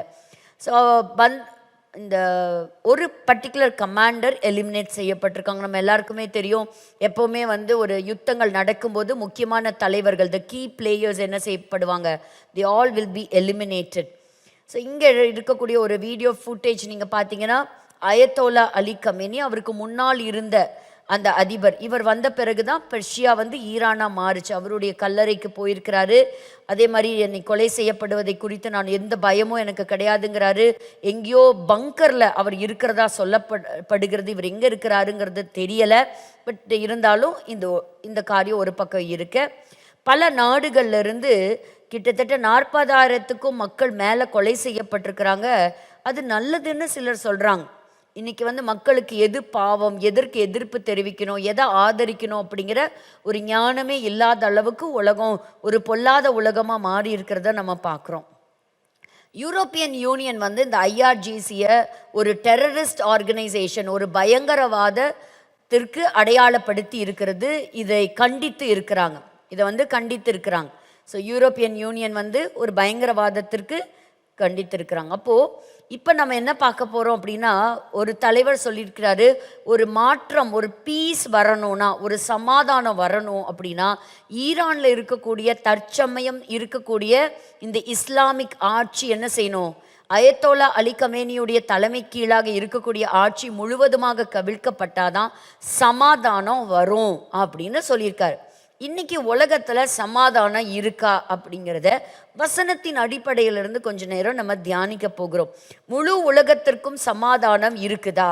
இப்போ கடந்த வாரத்தில் நம்ம பார்த்தோம், சமாதானத்தை பற்றி பார்க்கும் பொழுது இயேசு கிறிஸ்து பிறந்த சமயத்தில் தான் என்ன வந்தது, இந்த வசனத்தை நம்ம வாசித்தோம். லூக்கா 19:38 வசனத்தை நம்ம வாசித்தோம். என்னது வாசிக்கலாமா? லூக் 19:38. கர்த்தருடைய நாமத்தினாலே வருகிற ராஜா ஸ்தோத்தரிக்கப்பட்டவர், பரலோகத்திலே சமாதானமும் உன்னதத்திலே மகிமையும் உண்டாவதாக என்று மிகுந்த சத்தத்தோடே தேவனை புகழ்ந்தார்கள். இப்போ இயேசு கிறிஸ்து பிறந்த பிறகுதான், அதே போலதான் லூக்கா 2 நம்ம வாசித்தோம். 14வது வசனத்துல தான் அப்பொழுதுதான் சமாதானத்தை பற்றி முதலாக பூமியிலே சொல்லப்பட்டது. இப்போ கடந்த வாரத்தில் பார்த்தீங்கன்னா, ஒரு பெரிய பிஸ்னஸ் டைக்கூன் சிஜே ராய்ன்னு சொல்லக்கூடிய ஒருவர், அவர் ஐடி ரெய்டு நடத்தியிருக்கிறாங்க. அவருடைய பிஸ்னஸை பற்றி நிறைய ஆர்டிகல்ஸ் எல்லாம் பேப்பரில் வந்தது. ஒரு பிரபலமான மனிதர், நல்ல லக்ஸுரி கார்ஸ் அவர்கிட்ட இருந்தது, அழகான அவருடைய பிஸ்னஸ் வந்து பல தேசங்களில் இருந்தது.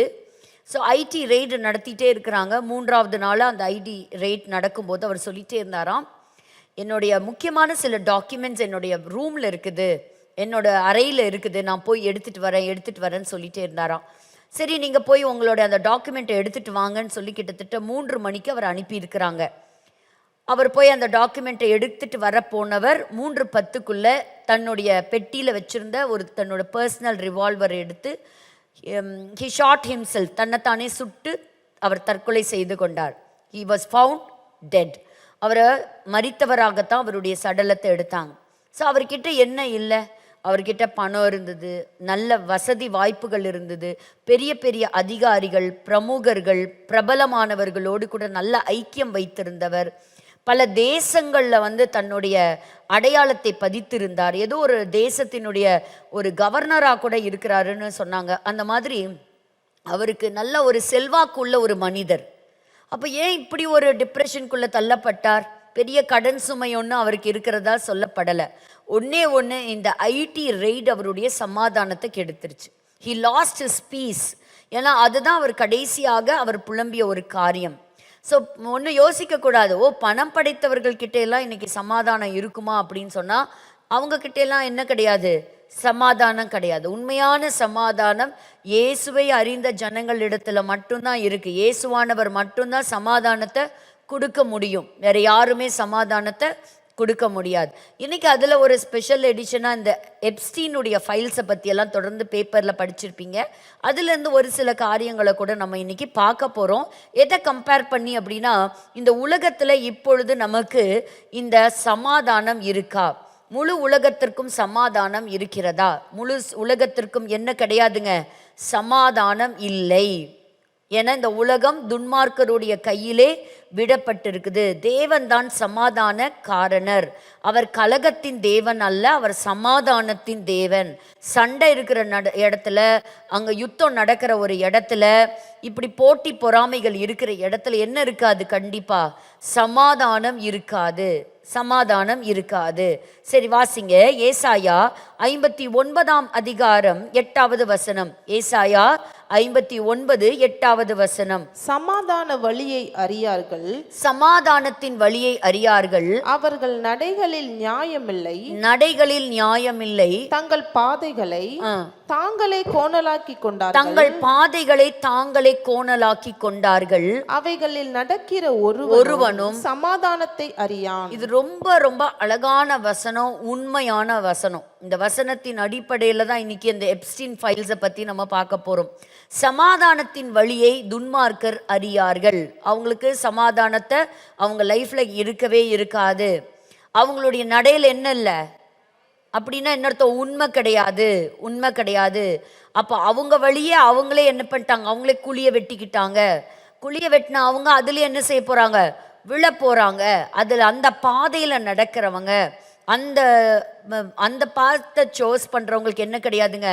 சமாதானம் கிடையாது. இன்னைக்கு இந்த உலகம் சமாதானத்தை தேடிக்கொண்டிருக்கிறது.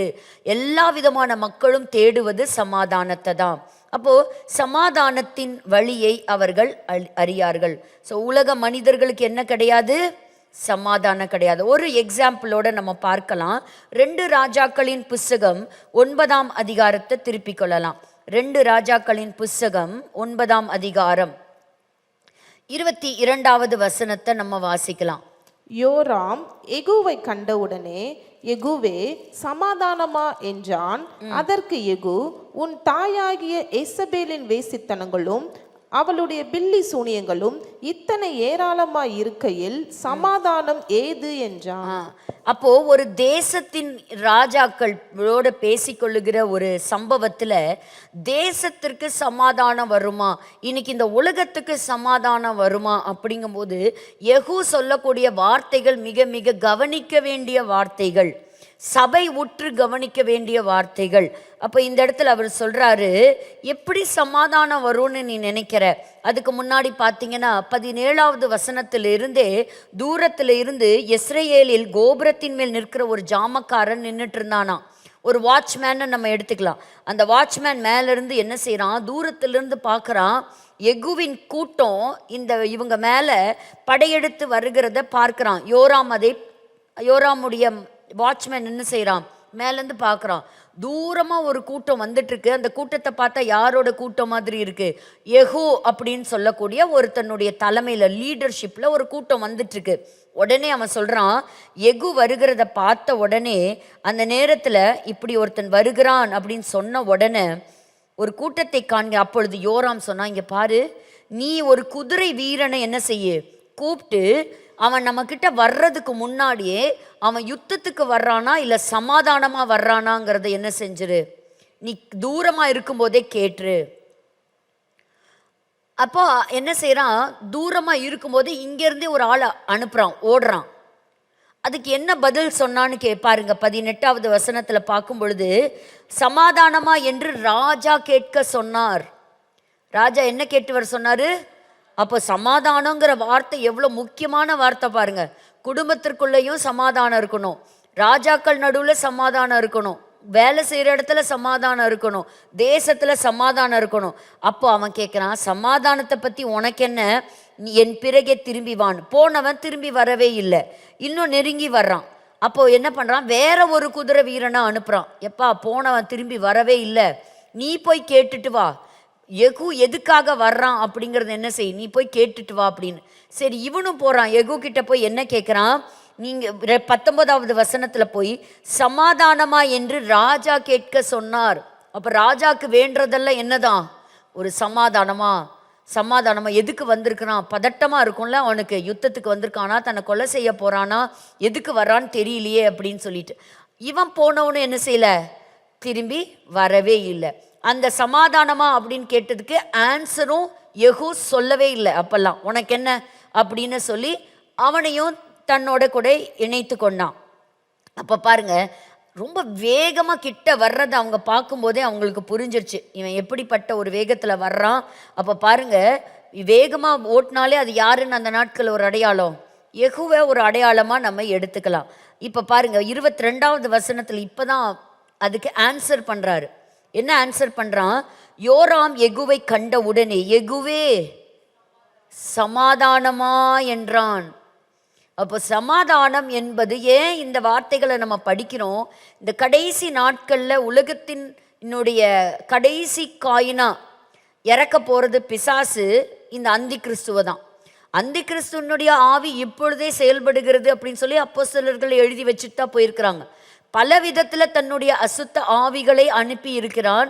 பிசாசுடைய கண்ட்ரோலில் தான் இருக்குது இல்லையா. இயேசு கிறிஸ்து என்ன சொன்னார், போன தடவை நம்ம பார்க்கும் பொழுது இந்த பூமி முழுவதையும் அவன் தன்னுடைய கண்ட்ரோலில் வைத்திருக்கிறாங்கிறத நம்ம படித்தோம். இன்னும் கூட ஒரு 2-3 வசனத்தை நீங்கள் வாசிச்சு பாருங்க.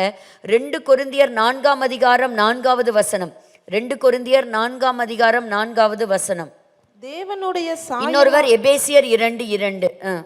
தேவனுடைய சாயலா இருக்கிற கிறிஸ்துவின் மகிமையான சுவிசேஷத்தின் ஒளி அவிசுவாசிகளாகிய அவர்களுக்கு பிரகாசமாய் இராதபடிக்கு இப்பிரபஞ்சத்தின் தேவனானவன் the prince of the world, அவர்களுடைய மனதை குருடாக்கி வைத்திருக்கிறது யாருங்க, பிரின்ஸ் ஆஃப் த வேர்ல்ட். அடுத்த வசனத்தை வாசிப்போம். நாங்கள் எங்களையே பிரசங்கியாமல், எபேசியர் 2:2.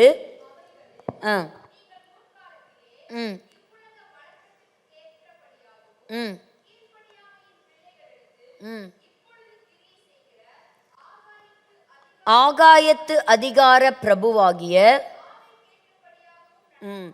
இப்பொழுது கிரியை செய்கிற ஆகாயத்து அதிகாரத்தின் பிரபு, வான மண்டலத்தின் சேனைகள். பலது he is invisible to our eyes, ஆனால் அவனுடைய தந்திரங்கள் நமக்கு தெரியாதது இல்லைன்னு பைபிள் சொல்லுது. அவன் தந்திரமா உலகத்திற்குள்ள வருகிறான், தந்திரமாய் வஞ்சிக்கிறான், தந்திரமா என்ன செய்யறான், ஆத்துமாக்களை திருடி கொண்டு இருக்கிறான். இந்த உலகத்தின் அதிபதி, he is the prince of the world. இயேசு கிறிஸ்துவும் அதை சொல்லி போனார். பிற்பாடு வந்த அப்போஸ்தலர்களும் என்ன செய்யறாங்க, அதை பதிவு செய்திருக்கிறாங்க. இன்னைக்கு மனதை குருடாக்கி வைத்திருக்கிறான், கண்ணை கட்டி வச்சிருக்கிறான். அப்போ எப்படி இந்த உலகம் அவனுடைய கையில் இருக்கும்போது பரிசுத்தத்தை நம்ம எதிர்பார்க்க முடியுமா? விழுந்து போன லூசிஃபர் கிட்ட இருந்து சமாதானத்தை எதிர்பார்க்க முடியுமா? கிடையவே கிடையாது. இப்பதான் யோராம் யெகூவை பார்த்து சொல்றான், சமாதானம், யெகூவே சமாதானம். அதற்கு யெகூ, உன் தாயாகிய எசபேலின் வேசித்தனங்களும் அவளுடைய பில்லி சூனியங்களும் இத்தனை ஏராளமாய் இருக்கையில் சமாதானம் ஏது என்றான். ஹல்லேலூயா. அப்போ சமாதானம் இல்லை அந்த தேசத்துல அப்படின்னா, அந்த சமாதானம் இல்லாம போனதுக்கு காரணம் என்ன? அந்த தேசம் முழுவதும் இருந்த விக்கிரக ஆராதனை, நம்பர் 1. நம்பர் 2 வேசித்தனங்கள். நம்பர் 3 பில்லி சூனியங்கள், மாந்திரீக வல்லமைகள். நரபலியை கொடுத்தாங்க, சொந்த பிள்ளைகளை கொண்டு போய் என்ன செஞ்சாங்க, அக்கினியில போட்டாங்க. ஆண்டவரை துக்கப்படுத்தினாங்க, கோபப்படுத்தினாங்க. ஆண்டவர் எதெல்லாம் புறஜாதியார் இடத்திலிருந்து கற்றுக்கொள்ள கூடாதுன்னு சொன்னாரோ அது எல்லாத்தையும் கற்றுக்கொண்டாங்க. இன்னைக்கு அவங்களெல்லாம் மட்டும் நம்ம சொல்றோம்னு நினைக்க கூடாது. இன்னைக்கு சபைகளுக்கு நடுவிலும் இப்படிப்பட்ட அசுத்தங்களை கேள்விப்பட பார்க்கக்கூடிய சம்பவங்களா இருக்குது. பாருங்க, ஒரு காலத்துல ஒரு ஆவிக்குரிய சபை அப்படின்னு சொன்னாலே வசனத்தை தேடுவாங்க, எங்களுக்காக ஜெபம் பண்ணுங்கன்னு சொல்லுவாங்க. இன்னைக்கு அந்த காலமெல்லாம் மாறிட்டு வருது. கடந்த 10 ஆண்டு காலங்களாக இதே கோயம்புத்தூர் கோர்ட்டில் கவுன்சிலராக நான் இருக்கிறேன். நான் இன்னைக்கு பார்க்கறது என்னன்னா, இந்த வாரம் நான் என்னுடைய எல்லா கேஸ் கட்டும் நான் அடுக்கி வைக்கும்போது பார்த்தா அதில் ஒரு கேஸை தவிர எல்லாமே ஒரு கிறிஸ்தவ குடும்பங்களினுடைய விவாகரத்து கேஸாக தான் இருந்தது. அது மட்டும் இல்லை, கோர்ட்டில் நாங்கள் பிரபலமாக இருக்கக்கூடிய ஊழியர்களிலிருந்து ஊழியர்களுடைய பிள்ளைகளுடைய விவாகரத்து முதற்கொண்டு நாங்கள் இன்னைக்கு பார்க்குறோம். இன்னைக்கு ஆண்டவர் துக்கப்படக்கூடிய காரியம் எங்கேயோ உலகத்துல மட்டும் நடக்கல, இன்னைக்கு எங்கெல்லாம் இருக்கு? சபை நடுவிலும் இருக்கு. சபை முதல்ல மனம் திரும்பணும், சபைக்குள்ள ஒரு எழுப்புதல் வரணும், சபைக்குள்ள ஒரு உயிர்மீட்சி உண்டாகணும். அதற்காக நம்ம ஜெபிக்கணும்.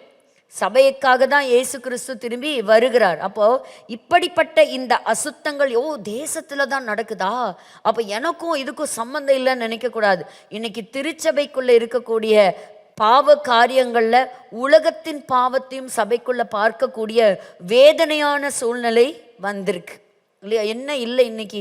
பெருமை இருக்குது, புகழை தேடி, அதிகாரத்தை தேடி இல்லையா? இன்னைக்கு வேசித்தன பாவங்கள், விபச்சார பாவங்கள் அப்படி வெளிவந்தாலும் அதை ஆதரிக்கக்கூடிய விசுவாச ஜனங்களாக மாறிவிட்டோம். அந்தோ பரிதாபம். நம்ம அவனவனுடைய நடையை காத்து கொண்டாதான் அவனவனுடைய நீதியின் கிரீடத்தை பெற்றுக்கொள்ள முடியும். இந்த எல்லா பாவத்திற்கு உடன்பட்டால், பாவத்துக்கு நம்ம கை கொடுத்தா என்ன ஆகும்? கடைசியில் அந்த கூட்டத்தின் வழியில தான் போய் முடியணும். கர்த்தர் ஒரு பெரிய வெளிச்சத்தை சபைக்கும் கர்த்தர் தரணும். அப்போ இந்த இடத்துல அவர் சொல்லுகிறது என்ன? சமாதானம் ஏது?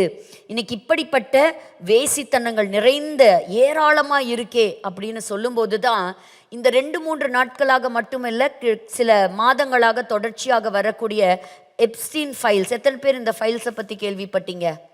ஜெஃப்ரி எப்ஸ்டீனை பற்றி தெரியுமா? கட்டாயம் பேப்பர் படிக்கணும், உலகத்தில் என்ன நியூஸ் இருக்குங்கிறது தெரிஞ்சுக்கணும்.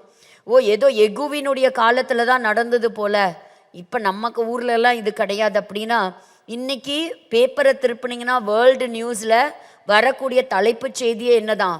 எப்ஸ்டீன் ஃபைல்ஸ் தான். எப்ஸ்டீன் ஃபைல்ஸ்லேருந்து இன்னைக்கு ஏராளமான பிரபலங்களாக இருக்கக்கூடிய பெயர்கள் எல்லாம் இன்னைக்கு வெளியே வந்துக்கிட்டு இருக்கு. பாருங்க, அந்த பிபிடிக்கு நேராக நம்ம போகலாம். அதில் என்ன அப்படின்னா, நம்ம ஆச்சரியப்படக்கூடிய அளவுக்கு சில பெயர்கள் வந்து வெளியே வந்திருக்கு. So Epstein, Jeffrey Epstein.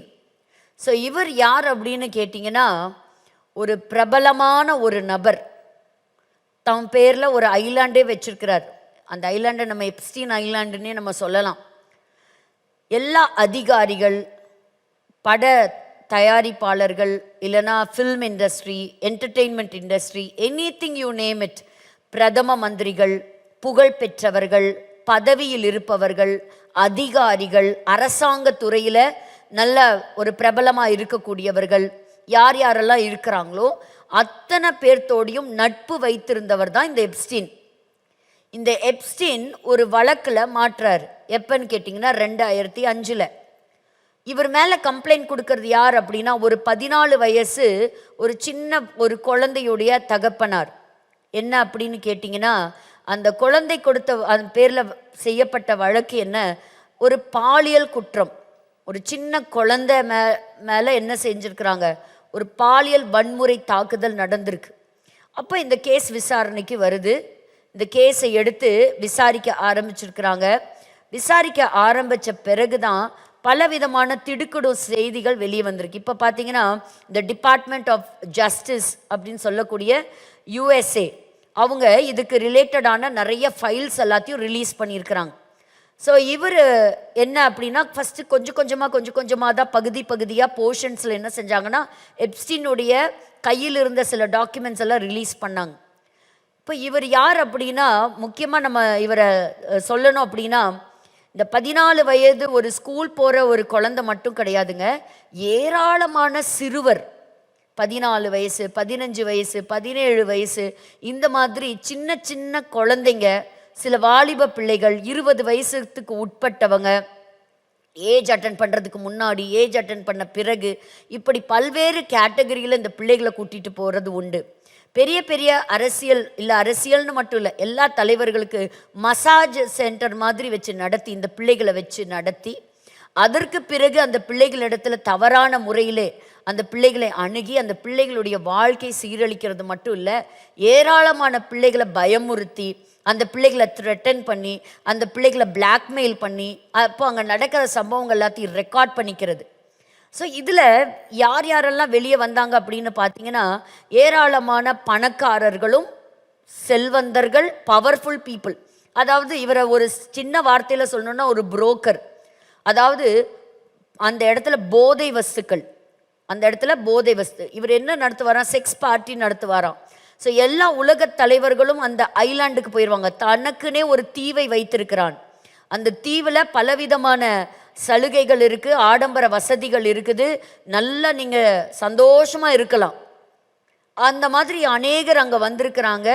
அதாவது பெரிய பெரிய சுல்தான்லேருந்து நம்ம இப்போ ஏராளமான தலைவர்கள்லேருந்து எல்லாத்துடைய பெயரும் நாளுக்கு நாள் பார்த்தீங்கன்னா பெயர் பட்டியல் வந்துக்கிட்டே இருக்குது. So we have to be very careful with a children. அப்போ அந்த பேர் வரும்போது பார்த்தீங்க அப்படின்னா கிட்டத்தட்ட ட்ரம்ப்புடைய பெயர் வெளியே வந்திருக்கு, பில் கிளின்டனோட பெயர் வெளியே வந்திருக்கு, எலான் மஸ்கோட பெயர் வந்திருக்கு, பில்கேட்ஸுடைய பெயர் வெளியே வந்திருக்குது. ஹை ப்ரொஃபைல் ஃபிகர் அப்படின்னு சொல்லக்கூடிய அநேகருடைய ஃபோட்டோஸ் கிட்டத்தட்ட பார்த்தீங்கன்னா 3.5 மில்லியன் டாக்குமெண்ட் இப்போ வெளியே வந்திருக்கு.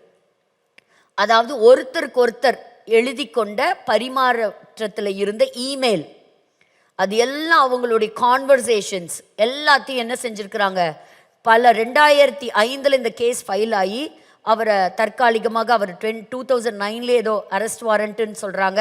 பட் அதற்கு பிறகும் இருந்து 2019 தான் சிறைச்சாலையில் அடைக்கப்படுறாரு. 2019 இருக்கும்போது திடீர்னு ஒரு நாள் அவர் தற்கொலை செய்து கொண்டார் அப்படின்னு நியூஸ் வெளியே வருது. பாருங்கள், அந்த டைமில் அவர் தற்கொலை செய்யும்போது கேமரா இல்லை, அந்த டைமில் பாடி கார்டு யாரும் இல்லையா. ஆனால் அவர் என்ன செஞ்சிட்டாரு, ஏன்னா அவர் கையில் தான் எல்லா உலகத்தினுடைய அத்தனை தலைவர்களுடைய ரகசிய வாழ்க்கையினுடைய எவிடன்ஸ் அவர்கிட்ட இருந்தது. ஸோ யாரோட இருந்தாங்க, என்னென்ன பழக்க வழக்கங்கள் இருந்தது, இப்படி அந்த பார்ட்டியில் என்ன நடக்குமா, சில சமயத்தில் இந்த அரசியல் ரீதியான சில தீர்மானங்கள், வியாபார ரீதியான சில தீர்மானங்களை அவர்களுக்கு சாதகமாக அங்கே செய்வது வழக்கம். இப்போ உங்களை பற்றின ஒரு வீடியோவை என்கிட்ட இருக்குது, உங்களை பற்றின ஃபோட்டோஸ் என்கிட்ட இருக்குன்னா நீங்கள் எனக்கு அடிமை, நான் சொல்கிறத நீங்கள் கேட்கணும் இல்லையா. அந்த மாதிரி பெரிய பெரிய தலைவர்களுடைய ஃபோட்டோஸ் என்னாச்சு அவர்கிட்ட மாட்டிருக்கு. இப்போ 2000 வீடியோஸை வெளியிட்டிருக்கிறாங்க, 1,80,000 புகைப்படங்களை வெளியிட்டிருக்கிறாங்க. எல்லாம் சின்ன சின்ன பெண்களோட, சின்ன குழந்தைகளோட. பலரை பிளாக்மெயில் பண்ணியிருக்காங்க, கொலை செய்திருக்கிறாங்க, சிலர் கையை காலை வெட்டியிருக்கிறாங்கன்னு சொல்கிறாங்க, பலர் வேற வேற தேசங்களுக்கு போயிருக்காங்க. இவங்கெல்லாம் இன்னைக்கு பார்த்தீங்கன்னா பெரியவங்களாயிட்டாங்க, ஆனால் அன்னைக்கு இவங்கெல்லாம் சின்ன சின்ன பிள்ளைங்க. இப்போ இந்த கேஸ் விசாரணைக்கு வந்த பிறகு தான் நிறைய பேர்த்து என்ன செஞ்சுருக்கிறாங்கன்னா விசாரணை செஞ்சுருக்கிறாங்க. இந்த ஒரு குழந்தைய வச்சு தான் அப்படி விசாரிக்க இந்த எப்ஸ்டீன் ஐலாண்டில் ஒரு மசாஜுக்காக இருந்த ஒரு லேடியை அவங்க அணுகுனதாகவும், அவங்க மூலியமாக நிறைய டேட்டா எடுத்ததாகவும், டைரி கிடைச்சதாகவும், இப்படி ஏராளமான திடுக்கிடும் தகவல்கள் ஒரு பக்கம் இருக்கு. அதே ஐலாண்டில் இவர்கள் எல்லாம் சாத்தானை வணங்குகிறவர்களாக இருக்கலாம் அப்படின்னு சொல்லப்படுகிறது.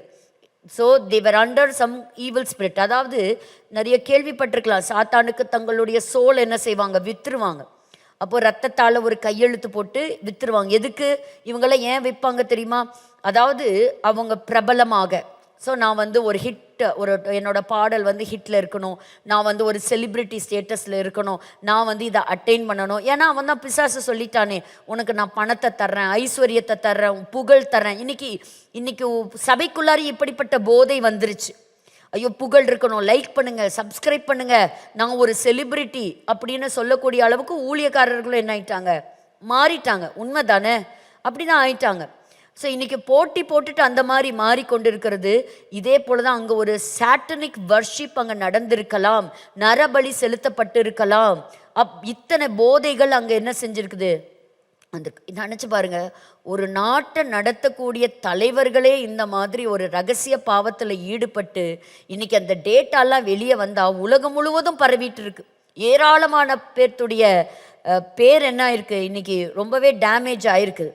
ஸோ இது எல்லாத்தையும் அவங்க வெப்சைட்லேயும் போட்டிருக்கிறாங்க.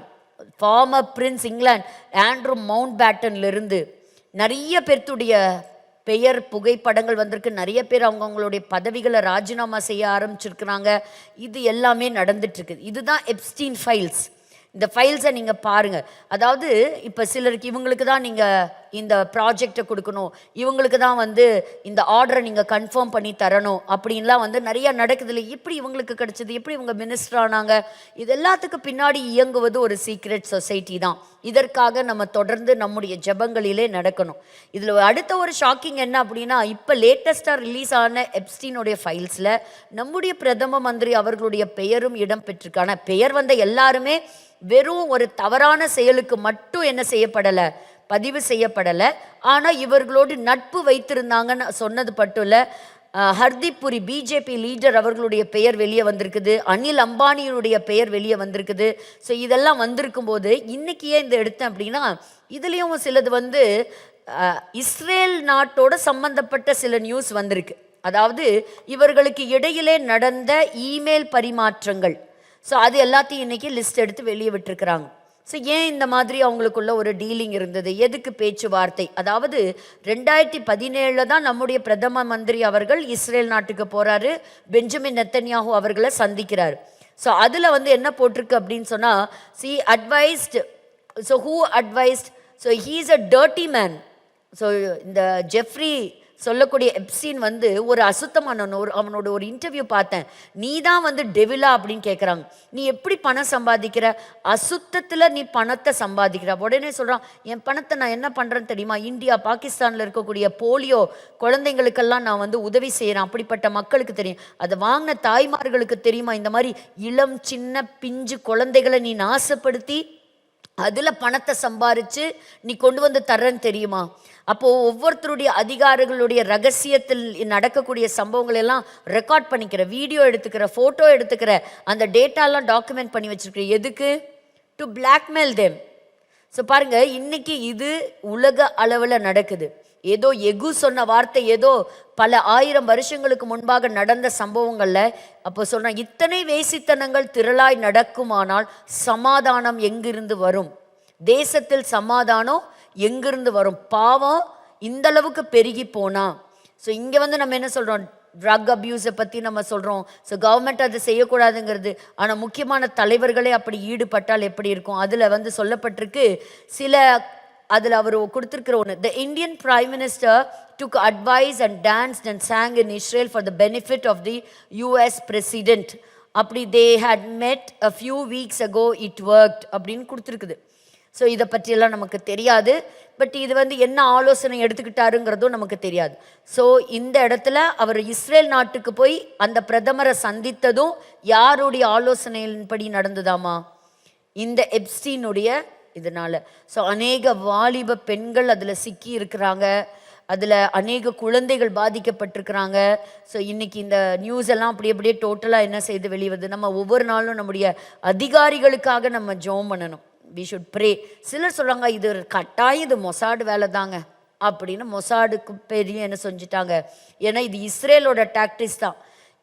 ஒருத்தனோட பலவீனம் என்னன்னு தெரிஞ்சுக்கிட்டு அந்த பலவீனத்தில் அட்டாக் பண்ணுறது. ஒருத்தனுக்கு பணத்தில் பலவீனமாக இருக்கும், ஒருத்தனுக்கு புகழில் பலவீனமாக இருக்கும், ஒருத்தனுக்கு அதிகாரத்தில் பலவீனமாக இருக்கணும், ஒருத்தருக்கு இப்படிப்பட்ட பாலியல் ரீதியான மாம்ச இச்சையில் பலவீனமாக இருக்கும். ஸோ ஒவ்வொருத்தனுக்கு என்ன விதமான பலவீனம் அதை ஐடென்டிஃபை பண்ணுறது, அந்த ஐடென்டிஃபை பண்ணி அதில் அடிக்கிறது. அந்த பாவத்தை அவன் செய்யும்போது என்ன செஞ்சுறது, எவிடன்ஸை கலெக்ட் பண்ணிக்கிறது. நாளைக்கு இங்கே கையெழுத்து போட்டுன்னா கையெழுத்து போட்டு தானே ஆகணும், இந்த ஆர்டரை நீ கொடுன்னு சொன்னால் கொடுத்து தானே ஆகணும், இதை நீ எக்ஸெப்ட் பண்ணிக்கணும்னு சொன்ன நீங்கள் எங்கள் கூட கை கோத்துக்கணும்னா கை கோத்து தான் ஆகணும். இப்படி ஒரு மனிதனுக்கு கீழே எல்லா விதமான தந்திரமான வேலைகளும் நடந்து அடக்குமானால் வரக்கூடிய நாட்களில் அந்தி கிறிஸ்துவினுடைய காலத்தில் எப்படி இருக்கும்னு நினச்சி பார்க்கணும். ஸோ அப்போ பாருங்கள், ஒரு ஒன் வேர்ல்டு கவர்மெண்ட் இதெல்லாம் எதுக்கு அப்படின்னா, ஒரு லீடரை உள்ளே கொண்டு வர போகிறாங்க, அவன் வந்தால் எல்லாம் சரியாகும் அப்படின்னு நினைக்கும் போது யார் உள்ளே வந்து இறங்க போகிறா? கண்டிப்பாக பிசாசினுடைய இது. இப்போவும் சொல்கிறேன், நம்முடைய ஃபோக்கஸ் யார் கிடையாது, ஆன்டி கிரைஸ்ட் கிடையாது. We have to focus on Christ. இயேசு கிறிஸ்து நமக்கு காண்பித்த அந்த வழியிலே நாம் நடக்க வேண்டும். அப்ப தேசத்தில் எப்படி சமாதானம் இருக்கும்? வேசித்தனங்களும் பில்லி சூனியங்கள், பாருங்க, மாந்திரிகம் நடக்குது, நரபலிகள் கொடுக்கப்படுகிறது, இதெல்லாம் தவிர்க்கப்படணும். விக்கிரக ஆராதனைகள், தங்களுக்கென்று தெய்வங்களை வைத்துக்கொண்டு அதை பின்தொடருகிறத நம்ம பார்க்கிறோம். இப்ப நம்ம கவனிக்க வேண்டிய ஒரு வார்த்தை என்ன அப்படின்னா, இயேசு கிறிஸ்து வரும் வரை என்ன கிடையாது? இந்த பூமியில கட்டாயமாக சமாதானம் கிடையாது. ஸோ யார்கிட்ட சமாதானம் இருக்குங்கிறத நம்ம இப்ப பார்க்கலாம். பழைய ஏற்பாட்டிலிருந்து நம்ம பார்க்கலாம். ஸோ பாருங்க, யார்கிட்ட சமாதானம் இருக்கு? முதல்ல வாசிக்கலாம். சகரியாவின் புஸ்தகம் 6ஆம் அதிகாரம் 12வது வசனம். சகரியா 6:12.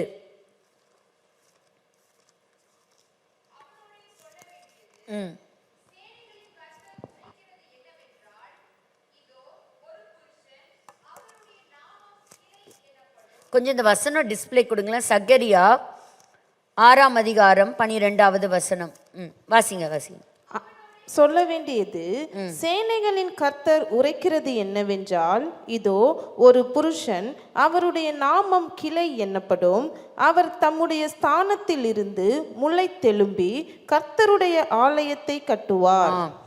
இப்ப இந்த இடத்துல சொல்லப்படுகிற வசனத்தை நம்ம கவனிக்கணும். என்னன்னா, இதோ ஒரு புருஷன், அவருடைய நாமம் கிளை என்னப்படும். ஸோ யாரு கிளை? இயேசு கிறிஸ்து.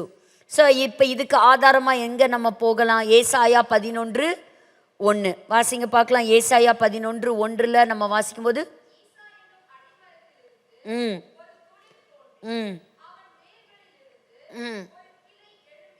ஒரு கிளை எழும்பி செழிக்கும்.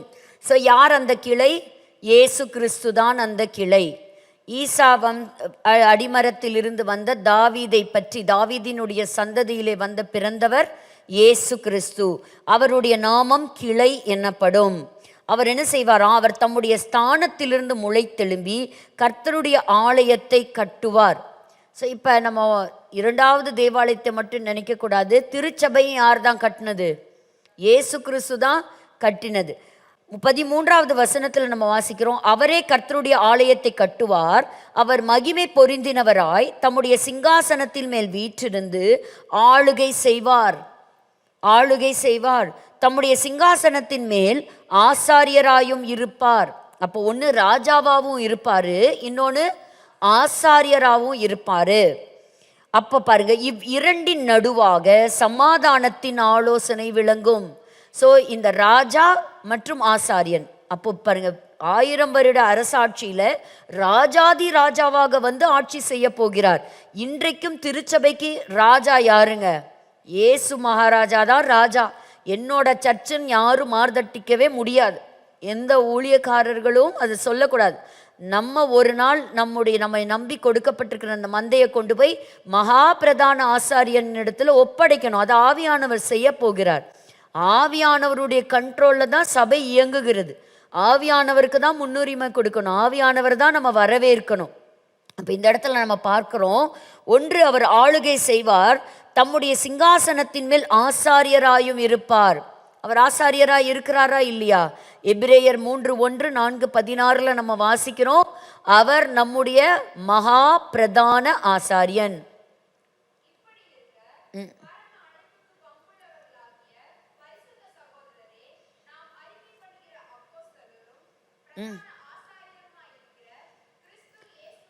கிறிஸ்து இயேசுவை கவனித்து பாருங்கள். வேற யாரையும் கவனிக்காதீங்க. திருச்சபைக்கும் நான் சொல்லக்கூடிய ஒன்று என்ன, யாரையும் கவனிக்க வேண்டாம், இயேசுவை கவனித்து பாருங்கள். அவர்தான் நம்முடைய, ஏன்னா யார் பேசுறது கரெக்டான சத்தியம், யார் கள்ள உபதேசம். இன்னைக்கு திருச்சபையில ஆசீர்வாத பிரசங்கங்களே நடத்தி நடத்தி நடத்தி சபைக்கு எது சத்தியம், எது ஆரோக்கியமான சத்தியம்னே தெரியல. ஒரு பிரச்சனை வந்தால் எப்படி ஹேண்டில் பண்ணணும்னு தெரியலை, எப்படி விசுவாசத்தில் நம்ம நிலச்சி நிற்கணும்னு தெரியல. இதே கோவை மாவட்டத்தில் ஒரு 2 நாளைக்கு முன்னாடி நினைக்கிறேன் ஒரு செய்தி, ஒரு குடும்பத்தோடு, ஒரு கிறிஸ்தவ குடும்பம் தற்கொலை செய்து கொண்டாங்க. பாருங்க, ஒய்ஃப்க்கு கேன்சர், அவர் ஒரு அரசாங்க ஒரு பதவியில் இருக்கக்கூடிய ஒருவர், ஒரே ஒரு பெண் குழந்தை, நல்ல வசதி வாய்ப்புகள், பாருங்க கேன்சர். அதிலிருந்து அவங்களால தாண்டி வர முடியல. அவங்க they lost their peace of mind, சமாதானத்தை இழந்து போயிட்டாங்க. 3 பேரும் தற்கொலை செய்துக்கிட்டாங்க, கணவன், மனைவி, பிள்ளை. பாருங்க, இன்னைக்கு சத்தியத்தின் அந்த கிரவுண்டு, அந்த அந்த டாக்டரின் இன்னைக்கு இல்லை. இன்னைக்கு பலமான ஆரோக்கியமான அந்த உணவை கொடுக்கணும் சபை. அப்பதான் விசுவாசிகளால நிக்க முடியும். வெறும் ஆண்டவர் வந்து சர்ச்சுக்கு வந்தீங்கன்னா உனக்கு ஆசீர்வாதம்னு அவர் சொல்லவே கிடையாது. உபத்திரவம், உலகத்துல உபத்திரவம் உண்டு, ஆனாலும் திடன் கொள்ளுங்கள், இதோ சதா காலங்களிலும் நான் உங்களோடு கூட இருக்கிறேன். நெருக்கத்தின் மத்தியில சபை வளர்ந்தது. சபையை கர்த்தர் வளர்த்துவார். சபை அவருக்கு சொந்தம். சபை என்பது அவருடைய மனவாட்டி. அவர் இரத்தத்தையும் நீரையும் விலா எலும்பிலே குத்தப்பட்டு பீரிட்டு வந்த பொழுது அவர் மரித்து இரத்தம் சிந்தி பெற்றெடுத்ததுதான், கர்ப்ப வேதனைப்பட்டு எடுத்ததுதான் இந்த சபை.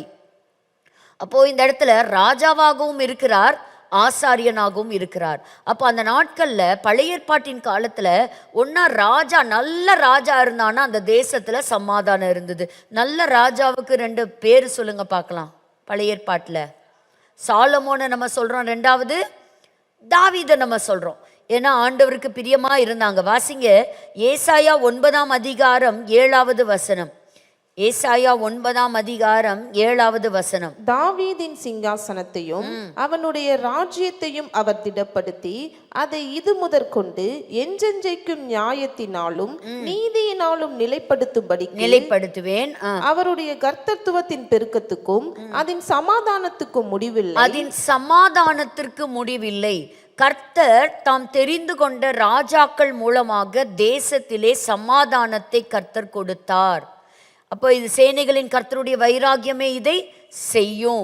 அப்போ தாவீதின் சிங்காசனம், தாவீதின் வழியிலே வந்த எல்லா ராஜாக்கள் நல்ல ராஜாக்களா இருக்கும்போது சமாதானத்தை அனுபவிச்சாங்க.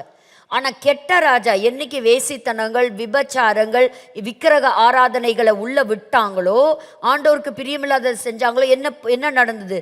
சமாதானத்தை இழந்தாங்க. சத்ரு வந்தான், இவங்களை பிடிச்சிட்டு போயிட்டான்.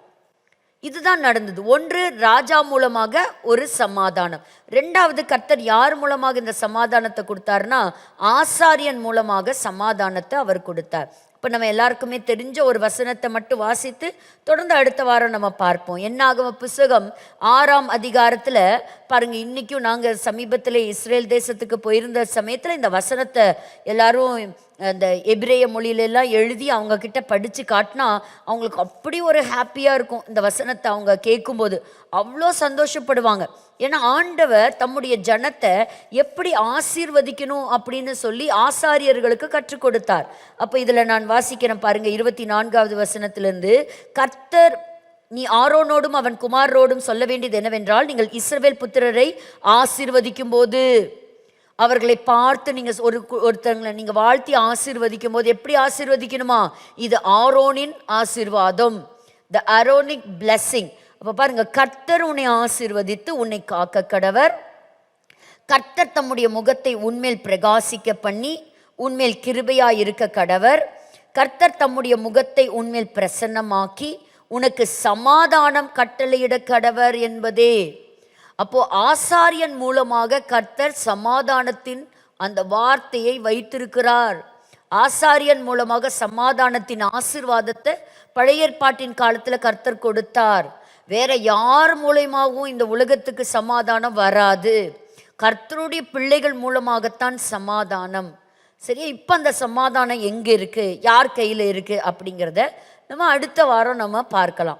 ஸோ இன்னைக்கு இந்த பிபிடியை தொடர்ந்து பார்க்கலாம். இன்னைக்கு பெரிய செய்திகள் வேறு ஒன்றும் கிடையாது. ஒன்று, ஈரான் மீது எப்பொழுது வேண்டுமானாலும் தாக்குதல் என்ன செய்யலாம், நடத்தலாம் அப்படின்னு சொல்லப்படுகிறது. இது பாருங்க, ஈரான் மறுபடியும் அவங்களுடைய நியூக்ளியர் சைட்ஸை ரெஸ்யூம் பண்ணியிருக்கிறாங்க. ஒருவேளை அவங்க எவ்வளோ தூரத்தில் அவங்களுடைய தயாரிப்பை வைத்திருக்கிறாங்கன்னு தெரியாது. அப்போ பாருங்க, கமேனியும் ஒரு எச்சரிப்பின் சத்தத்தை கொடுத்துருக்கிறாரு. பட் அட்டாக் பண்ணுறதுங்கிறது ரொம்ப ஈஸி கிடையாது. ஏன்னா ஒரு தேசத்தின் மீது யுத்தத்தை நடத்தும் போது எத்தனை பேராமீட்டர்ஸை யோசிக்கணும் இல்லையா? ஸோ அங்கே இருக்கக்கூடிய பாருங்க, அநேக பெண்கள், ஐயோ இந்த சில வார்த்தைகளில் வாசிக்கும் போது நம்முடைய இருதயமே பாரப்படுகிறது. அங்கே இருக்கக்கூடிய பெண்களுக்காக நீங்கள் ஜெபம் பண்ணுங்க. கற்பழிக்கப்படுகிறார்கள், கொலை செய்யப்படுகிறார்கள், எரிக்கப்படுகிறார்கள் பாருங்க. ஆனால் இந்த சின்னதுலேருந்து யூதர்களுக்கு விரோதமாக எப்படி ட்ரெயின் பண்ணுறாங்க பாருங்க. Jews are dogs. நான் பெருசாகி யூதர்களை நான் கொலை செய்து அல்லாவுக்காக இரத்த சாட்சியாக மரிப்பேன்னு இந்த சின்ன வாலிப பையன் சொல்கிறான். தீவிரவாத இயக்கங்கள்லாம் ஒரு முடிவுக்கு வரணும். இதில் எங்கே போய் சமாதானத்தை நம்ம தேடுறது இல்லையா? இப்போ ட்ரம்ப் சொல்கிறாரு, நாங்கள் பேச்சுவார்த்தை நடத்திட்டு இருக்கிறோம், அது வந்து சமாதானத்தில் முடிஞ்சா ஓகே, அப்படி இல்லைன்னா என்ன அர்த்தம்? பெரிய பெரிய ஒரு ஆபத்தான விளைவுகளை சந்திக்க வேண்டி இருக்கும் அப்படிங்கிறத அவர் சொல்கிறாரு. ஸோ ஒன்று, அவங்க நியூக்ளியர் வெப்பன்ஸை தயாரிக்கிறத அவங்க நிறுத்தணும், அங்கே இருக்கக்கூடிய பொதுமக்களை அவங்க கொலை செய்யக்கூடாது அப்படிங்கிறத திரும்ப திரும்ப அமெரிக்கா வலியுறுத்திட்டே இருக்குது. அதே சமயத்தில் கடற்கரை ஓரமாக தங்களுடைய கடற்படையை கொண்டு வந்து நிறுத்தியிருக்கிறாங்க, பொசிஷன் பண்ணியிருக்கிறாங்க. ஸோ இது யுத்தங்கள் வராதபடிக்கு நம்ம ஜெபிக்கலாம், தவிர்க்கும்படியாக நம்ம ஜெபிக்கலாம். ஸோ ஒரு ட்ரைலேட்ரல் சம்மிட் ஈரானில் நடத்தலாம் அப்படிங்கிறது துருக்கி கொடுத்துருக்கக்கூடிய ஒரு ஆலோசனை. இந்த எல்ஏபிடி இதில் வேண்டாம். ஸோ யூஎஸோடைய இது மட்டும் பார்க்கலாம். யூஎஸோடைய deployment in the middle east to attack Iran and defend Israel. So எப்பொழுது வேண்டுமானாலும் யுத்தம் ஆரம்பிக்கக்கூடிய ஒரு அபாயம் உண்டு. பிரசிடென்ட் ட்ரம்ப் கிட்ட சொல்கிறார், எப்போ பாரு உதவிகள் அனுப்புகிறேன்னு சொல்கிறீங்க, ஆனால் இது வரைக்கும் உதவிகள் வரவே இல்லை, அதனால் உதவிகளை அனுப்பணும். எப்போ உதவிகள் வந்து எப்போ சமாதானம் வரும்? ஈரானுடைய கவர்மெண்ட் வீழ்ச்சி அடையும் போது தான் அப்படிங்கிறது. ஸோ பார்க்கலாம் இதை பற்றியெல்லாம் வரும்பொழுது. இப்போ இவர் யூகேயில் இருக்கக்கூடிய ஒரு எம்பியாக வராரு, ஒரு இஸ்லாமை சேர்ந்தவர். பாருங்கள், கிறிஸ்தவர்களையும் யூதர்களையும் என்ன செய்யாதீங்க, அவங்கள ஃப்ரெண்ட்ஸாக கூட எடுத்துக்காதீங்கன்னு சொல்கிறாரு. அதெல்லாம் ஒரு காலத்தில் ஒரு கிறிஸ்தவ நாடாக இருந்தது. இந்த தேசங்கள்லாம் இன்னைக்கு அதெல்லாம் மாறிட்டு இருக்கிறத பார்க்கும்போது நமக்கு ரொம்ப வேதனையாக இருக்குது. 11 வருஷம் கழித்து இஸ்ரேலில் ஒரு தீவிரவாதி கூட காசா பகுதிகளில் இல்லை. இன்னொன்று பாருங்கள், சிட்டி ஆஃப் டேவிட், தாவீதின் நகரம் அப்படின்னு நம்ம சொல்கிறோம் இல்லையா, 2000 வருஷமாக புதஞ்சிருந்த ஒரு பட்டணத்தை கண்டுபிடிச்சிருக்கிறாங்க.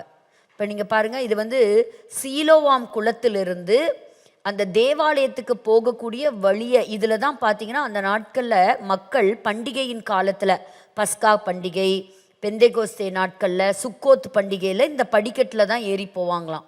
ஸோ இப்படி தான் போய் என்ன செய்வாங்க, 2வது தேவாலயத்தின் காலத்தில் போவாங்க. சுற்றியும் நிறைய கடைகள் இருந்ததாகவும் சொல்லப்படுகிறது.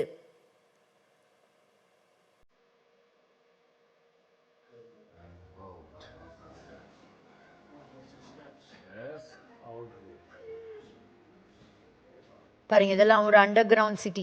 ஸோ பைபிள் காலத்தில், இந்த வேதாகமத்தின் காலத்தில்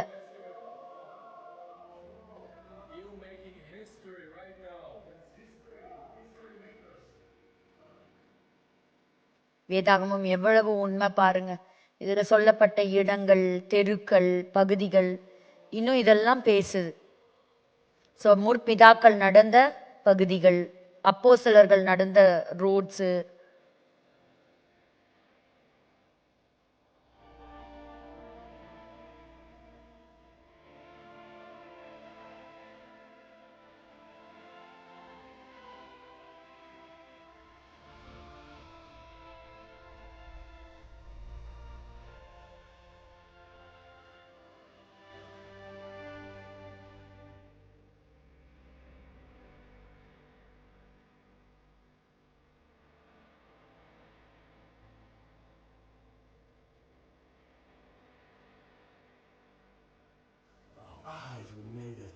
ஸோ அண்டர் கிரவுண்டில் ஒரு பெரிய நகரத்தையே என்ன செஞ்சுருக்கிறாங்க பாருங்க, கண்டுபிடிச்சிருக்கிறாங்க. ஸோ அடுத்த முறை நம்ம இஸ்ரேல் போகும்போது இந்த இடங்களெல்லாம் நம்ம பார்க்கலாம், ஆண்டவருக்கு சித்தமான. சரி, ஸோ யூஎஸ் ஸ்டேட் டிபார்ட்மெண்ட்டும் இஸ்ரேலுக்கு கிட்டத்தட்ட $6.5 பில்லியன் மிலிட்ரி எக்யூப்மெண்ட்ஸ் எல்லாம் அவங்க கொடுத்துருக்குறாங்க. US and Israel conducted joint naval exercise in the Red Sea. Red சீல பார்த்தீங்கன்னா ஹூத்தீஸ் அப்படின்னு சொல்லக்கூடிய பயங்கரவாத கூட்டங்களும் தாக்குதல் நடத்த ஆரம்பிச்சிருக்கிறாங்க. மறுபடியும் அவங்களும் த்ரெட்டன் பண்ண ஆரம்பிச்சிருக்கிறாங்க. பாருங்கள், இஸ்ரேல் நாடு இருக்க வேண்டிய இடத்துல அதை முழுமையாக பாலஸ்டைன் அப்படின்னு சொல்லிட்டு விட்டுருக்குறாங்க. இது வந்து சதன் சீரியா, அங்கே இருக்கக்கூடிய இடத்துல கூட ட்ரூஸ் மக்கள், கிறிஸ்தவர்கள் எல்லாரும் வந்து இஸ்ரேல் நாட்டினுடைய பிரதமருக்கு ஒரு கோரிக்கை வைத்திருக்கிறாங்க. ஸோ காப்பாற்றும்படியாக அவங்களுடைய டிசையர், இஸ்ரேலோடு கூட நாங்கள் இணைந்து கொள்ளுகிறோம் அப்படின்னு சொல்லக்கூடிய டிசையரை வச்சுருக்குறாங்க. ஸோ ஈரானில் நிறையா வெடி சத்தங்கள் கேட்டது இல்லையா, அதுக்கெல்லாம் எங்களுக்கு சம்மந்தம் இல்லை அப்படிங்கிறது. டொனால்ட் ட்ரம்ப் வந்து ஒரு வார்த்தை சொன்னார்னா அவர் சும்மா சொல்ல மாட்டார், சொன்னதை அவர் கண்டிப்பாக செய்வார்னு. ஸோ இஸ்ரேலுடைய ரேட்டிங்கும் இன்றைக்கி ஹையில் இருக்குது. அது மட்டும் இல்லை, ரொம்ப இம்பார்ட்டண்ட்டாக எல்பித் டிஃபென்ஸ் சிஸ்டம், ஒரு புதுசாக ஒரு டிஃபென்ஸ் சிஸ்டம் கண்டுபிடிச்சிருக்கிறாங்க இஸ்ரேலுடைய நாட்டின் பாதுகாப்புக்காக. அது பாருங்கள் எப்படி போய் அது வரக்கூடிய எதிர் வருகிற ஆயுதங்களை தூரத்திலிருந்தே கண்டறிந்து ஆர்டிஃபிஷியல் இன்டெலிஜென்ஸ் மூலமாக அதை அழித்து வானத்திலேயே அழித்து விடுகிறது. Iron fist active protection system. முக்கியமாக தூரத்திலிருந்து அந்த தேசத்துக்கு நிறையா என்ன இருக்குது, எப்போவுமே ஒரு த்ரெட் இருந்துகிட்டே இருக்குது. ஸோ அதுக்காக என்ன பண்ணியிருக்கிறாங்கன்னா இதை கண்டுபிடிச்சிருக்கிறாங்க. ஸோ நாளுக்கு நாள் ஒரு லேட்டஸ்ட் இன்வென்ஷன்ஸ் இஸ்ரேல் நாட்டிலிருந்து வர்றதை நம்ம பார்த்துட்டே இருக்கிறோம்.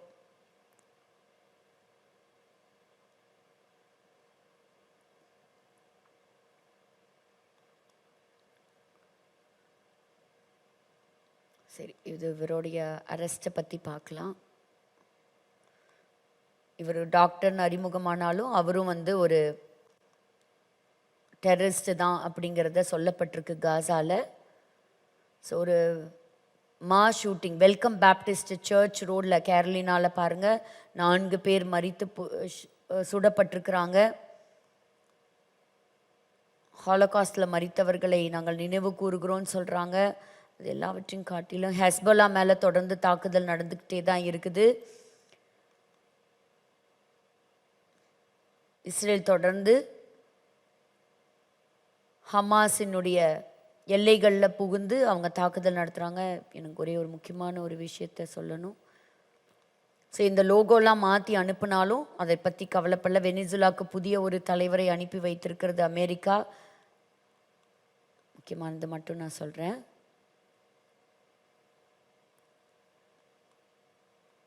பாருங்க, இதுதான் எனக்கு சொல்லணும். 2 வாரங்களுக்கு முன்பாக பார்த்தீங்கன்னா நைஜீரியாவில் 173 பேர் கிட்னாப் செய்யப்பட்டிருக்கிறாங்க, அங்கே கொலை செய்யப்படுறாங்க. கிறிஸ்தவர்களுக்காக நீங்கள் ஜோம் பண்ணுங்க. பாருங்க, நைஜீரியா பை இஸ்லாமிஸ்ட். ஜனங்கள் கண்ணீரோடு இருக்கிறாங்க. அதில் ஒரு தாய் சொல்கிறாங்க, என்னுடைய கணவன் என்னுடைய பிள்ளைகள் எல்லாரையும் பிடிச்சிட்டு போயிட்டாங்க அப்படின்னு சொல்லிட்டு. கிறிஸ்டியானிட்டிக்கு அகெயின்ஸ்டாக அங்கே நடக்கக்கூடிய கொடூரமான சம்பவங்கள் மாற்றப்பட இதுக்கு சத்தத்தை யாராவது கொடுக்கணும். உலக தலைவர்கள் இதை பார்க்கணும்.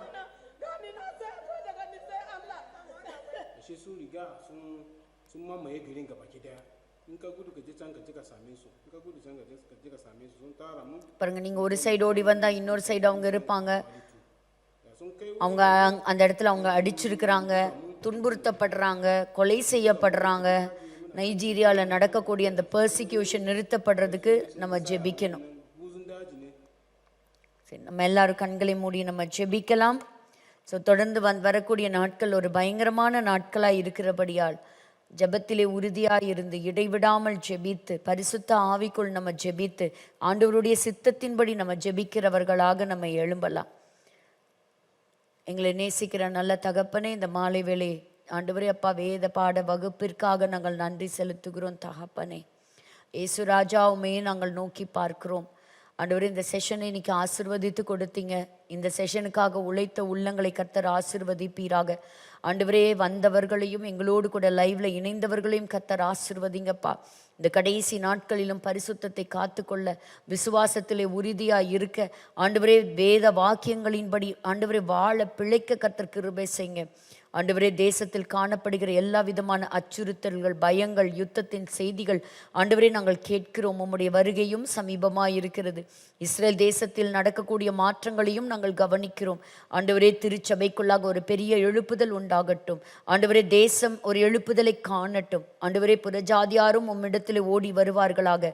ஆண்டவரே, எங்களுக்கு சமாதானத்தை கொடுக்கிற எங்கள் ராஜாவாக, எங்கள் பிரதான ஆசாரியராக நீர் இருப்பதற்காக உமக்கு நன்றி செலுத்துகிறோம்.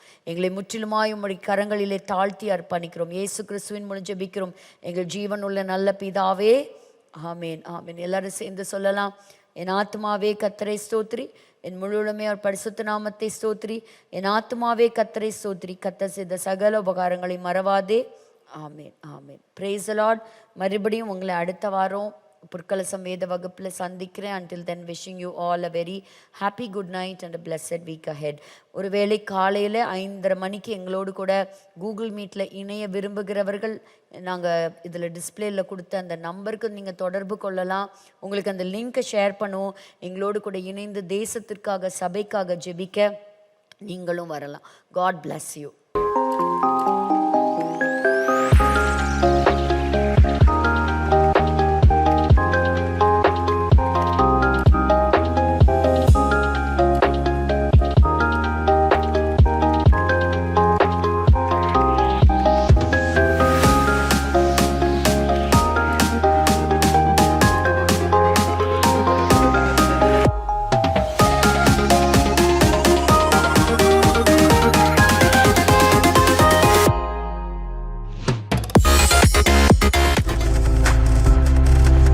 நீங்கள் பார்த்துக் கொண்டிருப்பது உங்கள் ஜாய் டிவி. உங்கள் துக்கம் சந்தோஷமாய் மாறும்.